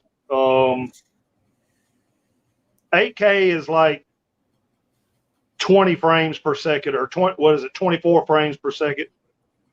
I just don't like the way, if you don't have your lighting just right, 8K can either be really, really wonderful, or it can suck, and you don't really know until you're actually in the editing stage of your video. Really? And I was reading Christy V's thing. She goes, technology has advanced so far in my 36 years, it's crazy to look back on. I can remember when we got our first TV, it was a black and white, and it had the 4 legs that it stood on. Yeah. And you had to walk over there and turn the channel. We had like 3 channels. We had the antenna outside. That's my earliest memories. And I think I was like 6 years old. So prior to being 6, we had no TV. We had a telephone, the old rotary dial telephones, and there wasn't not much technology to talk about back then. We had the rotary dial phones. We had the old black and white tube. Yeah, tubes. When your TV went out, the guy would come in with a big old wood box. He'd flip it open, had all these tubes, and he'd pull out the right tube and okay, you're good to go. I remember it seemed like every single night my dad would have me go outside, go to the carport, and on the side of the carport was our antenna. And I'd have to sit there and turn that son bitch, and he'd have the window open. Right there. Yep. Been there, done that. We'd go to my grandma's, and she had a motorized antenna. It said north, south, east, and west, and everywhere in between. And she would turn that dial, and that antenna would turn with that motor. And man, that was back in the 60s. That was high tech back then, man. Y'all remember the first cable boxes? It had like 5 little buttons that you would push, and you had to hardwire it to the back of the TV. I remember before the boxes, all they had was like a filter that they would put in line of the coax, and that would all of a sudden let HBO come through. It would unscramble it. Well, you had the HBO one, you had the Showtime one, and the Cinemax, and this and that. Yeah, that was. I remember that as well. And then they used to sell the X ones. Yeah. Oh yeah. Yeah, they had. And I was taught a very cool trick back when it was that. Oh, we getting into stuff like that. I need to change the background because now I guess we're into. Well, something else you could do with cable TV back in them days, even though your coax was going into the back of your TV, you could take the flat wire and tunnel wire was a set of rabbit ears, and you could take aluminum foil and wrap it around those rabbit ears, and you could tune in HBO and stuff, and you could get it pretty good. Really? How do you think I learned about the old skin flicks and stuff like that? It was all yeah. If you lick your fingertip just right, and touch the rabbit ear, just stand there. There you go. Just stand there. You may get you a little snippet of something real quick. Yeah, I remember that. Yeah, we had the tube TV. Dad fell asleep one night, and I came downstairs, woke him up the next day, and went to turn TV off, and it wouldn't go off. I had to unplug it. That was on somebody else's chat that happened. I didn't know that. Okay. Yeah, Randy, that was I was on Lewis's live. So there's a guy, and I know who it is. Everybody knows who it is. I just haven't come out with his name yet. But if you notice, after I said what I said when I jumped on Lewis's live, you hadn't seen anything else. But had little problems over there. I think he knows now that he's busted. And I'm sorry, you're a chicken shit. And hey, we're in after hours now. You're a chicken shit motherfucker if you got to hide behind some shit. Look, if I know some stuff, or if I straight up have some receipts of something of somebody and I have a problem with it that much, I'm not going to troll the chat. I'm going to come out and I'm going to be me. You're going to see this face, and I'm going to say, hey, look, come up here on this panel. Let's talk about it. You know what I mean? Yeah. Because you think you got some dirt on me, which you don't. But I have plenty of dirt on you. You've been pretty open on your shit. Look, I know what he's talking about. Oh, okay. I know exactly what he's talking about. And I've aired this out on several different of my live streams. Not just my live stream, but the Goodfellas live stream and somebody else's I've talked about. That's what I was saying. You know, you've been pretty open. But I don't care. I really don't care. And everybody that I've talked to is like, yeah, that's not worth all that. And I was like, exactly. It's no big deal. It's really no big deal. I didn't plagiarize anything on my channel. Right. I have not stole anything or anything like that. I don't know why he's saying my pulled pork sandwich is fake. I filmed it. I cooked it. I edited it. I ate it. What did he say? You bought it at Buc-ee's or something? I don't know what the fuck he's talking about. I don't know why he keeps up with it. I know that the thumbnail that I used is how I set up my sandwich. And this was before, because it was beautiful. It was beautiful. Get me wrong, it was beautiful. And so what I did was I took and I cut out the sandwich that was in that thumbnail, and I put my sandwich in that thumbnail. You know what I mean? Yeah. This was before I got good at doing thumbnails and stuff like that. So I was like, but I used my own words. It wasn't even, matter of fact, the thumbnail that I used, it wasn't even a thumbnail. It was a picture that I seen. Right. And it wasn't licensed. It wasn't none of that. It was just a beautiful sandwich. I was like, you know what? I'm going to recreate that. So I cut the sandwich out, put my sandwich in place of it. All I did was put my words and all that stuff on there. So say what you want to say. I don't care if that makes me fake. Then I guess I got a fake thumbnail. But since then, I mean, I've restructured my whole channel because after watching, because I watch like Think Media and BBQ and stuff like that. They give you a lot of tips.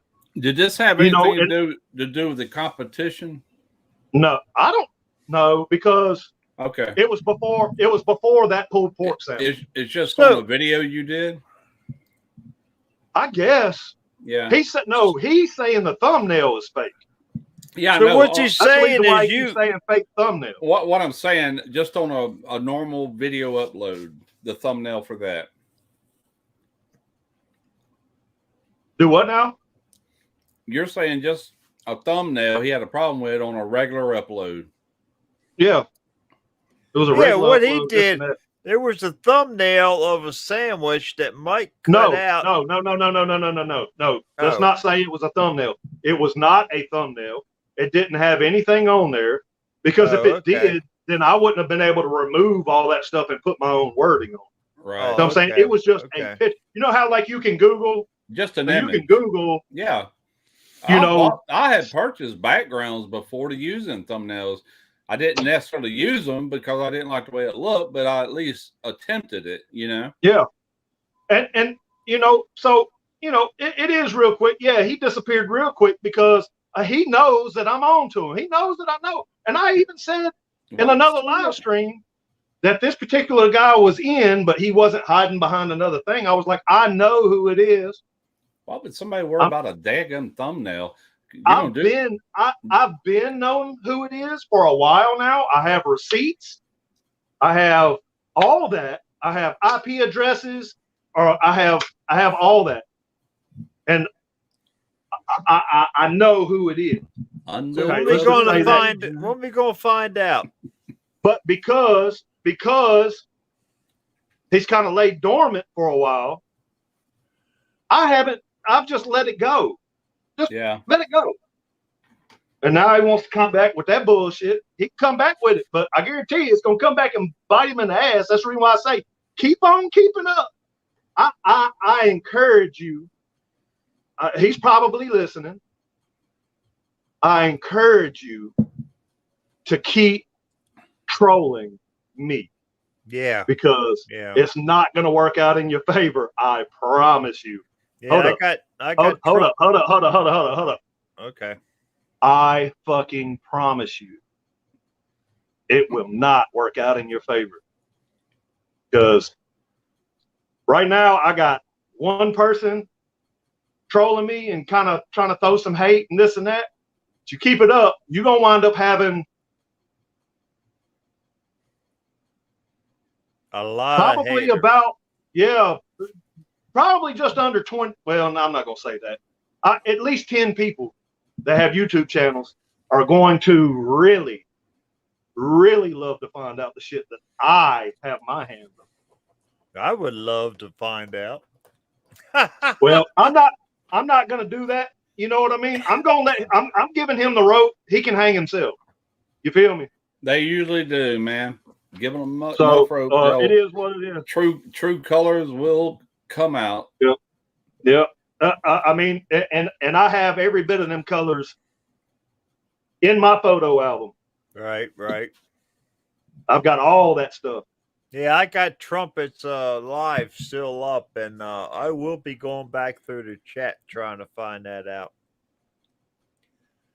So, I mean, it is what it is. You're not going to be able to find out unless you already know some behind the scenes stuff that this person has done. I want to find out what you said, what he said, and that stuff. It's all, I mean, it may or may not all come to a head, but like I said, I'm gonna give him the rope. He can hang himself. I'm not worried about it because at the end of the day, I don't need this dude. Yeah. Who cares? But this dude, really, this particular guy is completely and utterly feels threatened by me for whatever reason. Look, and if you're listening, Mr. Guy, YouTube is so large. There's affiliates for everybody. There's sponsors for everybody. There's all viewers. these companies There's have viewers. a full budget that would literally make your head explode if you knew how much money that they had in their budget for advertisement. Yep. There's plenty of room. As a matter of fact, I have gone above and beyond to help Ye crunchies again. so many different YouTubers with the information that I know. I could have kept all this shit to myself, but that's not why I started my channel. I started my channel to help people, and it was mainly to help people who are always asking for this recipe or that recipe that they've had of mine. That's where it all started. Then I wound up with an audience. Then I started meeting other YouTubers that were in the same lane as me as far as Hi, Mike. as far as the position and this and that. And anytime I come up on something or information I find about, I'm a transparent person. I ain't got nothing to hide. And hell, we can do it. You know what? I'm gonna keep it civil. I was gonna say we can, it doesn't even have to be some YouTube stuff. Something you want to really handle, we can really handle. I mean, honestly, we really can, because I'm not scared of that. I've beaten ass and I've gotten my ass beat probably just as many times. I will heal. I'll be fine. I can tell you, man. I can tell you, because I've met you face to face, and you're a mammoth up next to me. You're a big old boy. I wouldn't want to meet you on a dark alley. Well, sure. I'm not as young as I used to be neither. You ain't as old as I am either, not by a long shot. I feel like, I know that it would never come to that, because somebody who hides behind multiple Google accounts. That's so childish. It is. And this is a grown ass man. This man's older than me. Really? He don't look it, but yeah, he's older than me. Well, I know if you ever say who it is. Yeah. Oh, your mind will be blown, dude. He's going to have 792 people on his ass, and that's just your channel. There's only let's see, 1, 2, 3, 4. There's 4 people that know exactly who it is. I hope to hell I'm not subscribed to him. You probably are. Yeah, you talk to him. You talk to him. You come on his lives. All that. It is what it is. Let me see. But like how many lives have I been on? So this is it. So I can almost give you an address. Like a physical address. You and I gonna have to talk tomorrow, Mike. Huh? You and I gonna have to talk tomorrow. No, I'm not. It doesn't matter. I don't care how. I'm not doing it. Not doing that. You said I've been on this live. I don't. Well, it's not. I mean, so does everybody else. I mean, he's. I don't want to. I'm not going to give this I'm not going to give this much more energy than it doesn't need anymore. But at the same time, I'm just going to say this. I'm just going to say this one more time. And it's going to be the end of it. Keep fucking with me, please. Please, I beg you. He don't want to do that. He don't want to do that. I don't want to do this, but you're forcing my hand. And this is going to stay on my channel, so even if he's not listening now, he can go back and listen. Somebody will probably tell him or something, but it is what the word is out. I agree. The next thing I'll do, I'm not even going to drop a name. I'll just give a general location of where this person lives, as far as like a city. And then if he keeps it up, I'll release a little bit more information. And then I'll start releasing some text messages that he doesn't know that I have. You ain't got to do it public. Most of the people on here. All you got to do is behind the scenes. That way, I can tell you what. To be honest with you, he's trying to. I wouldn't go public. Then you. He's trying to ruin my character. Yeah. And where he lives Yeah. is, I mean, really, I could sue it. Well, that's what I'm Not saying. Lance, is it? Hell no.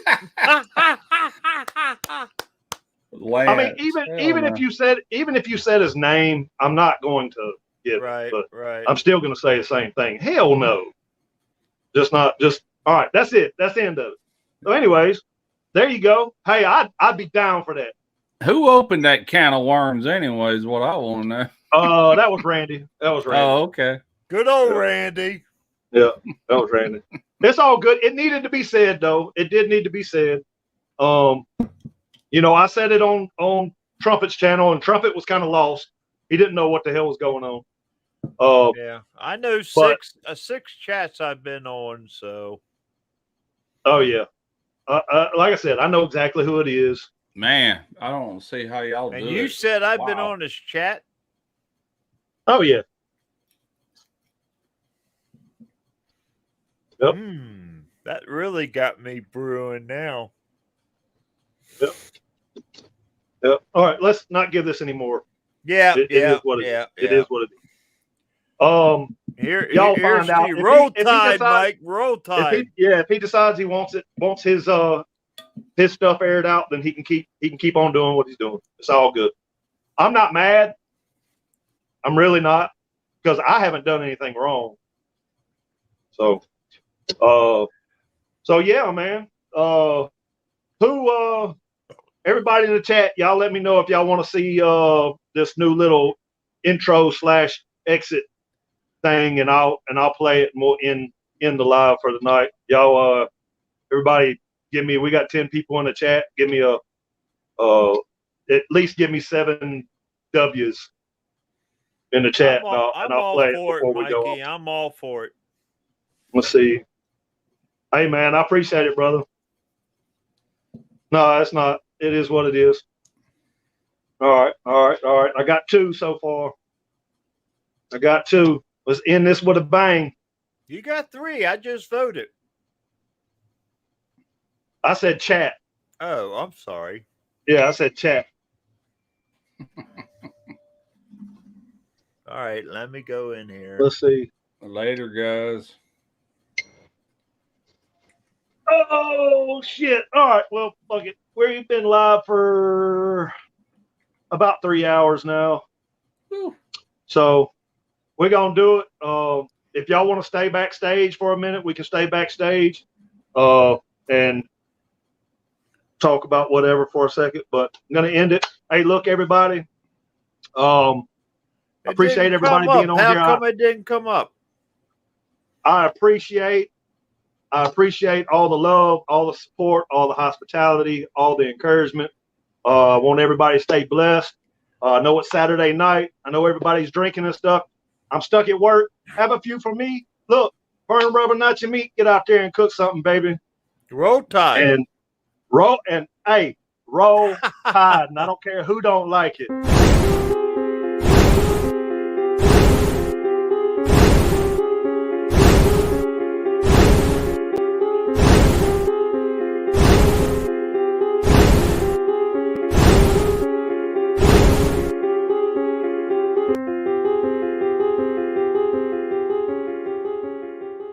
In the case of nuclear or radiological fallout, people living around potential targets such as military bases and chemical plants may be advised to evacuate.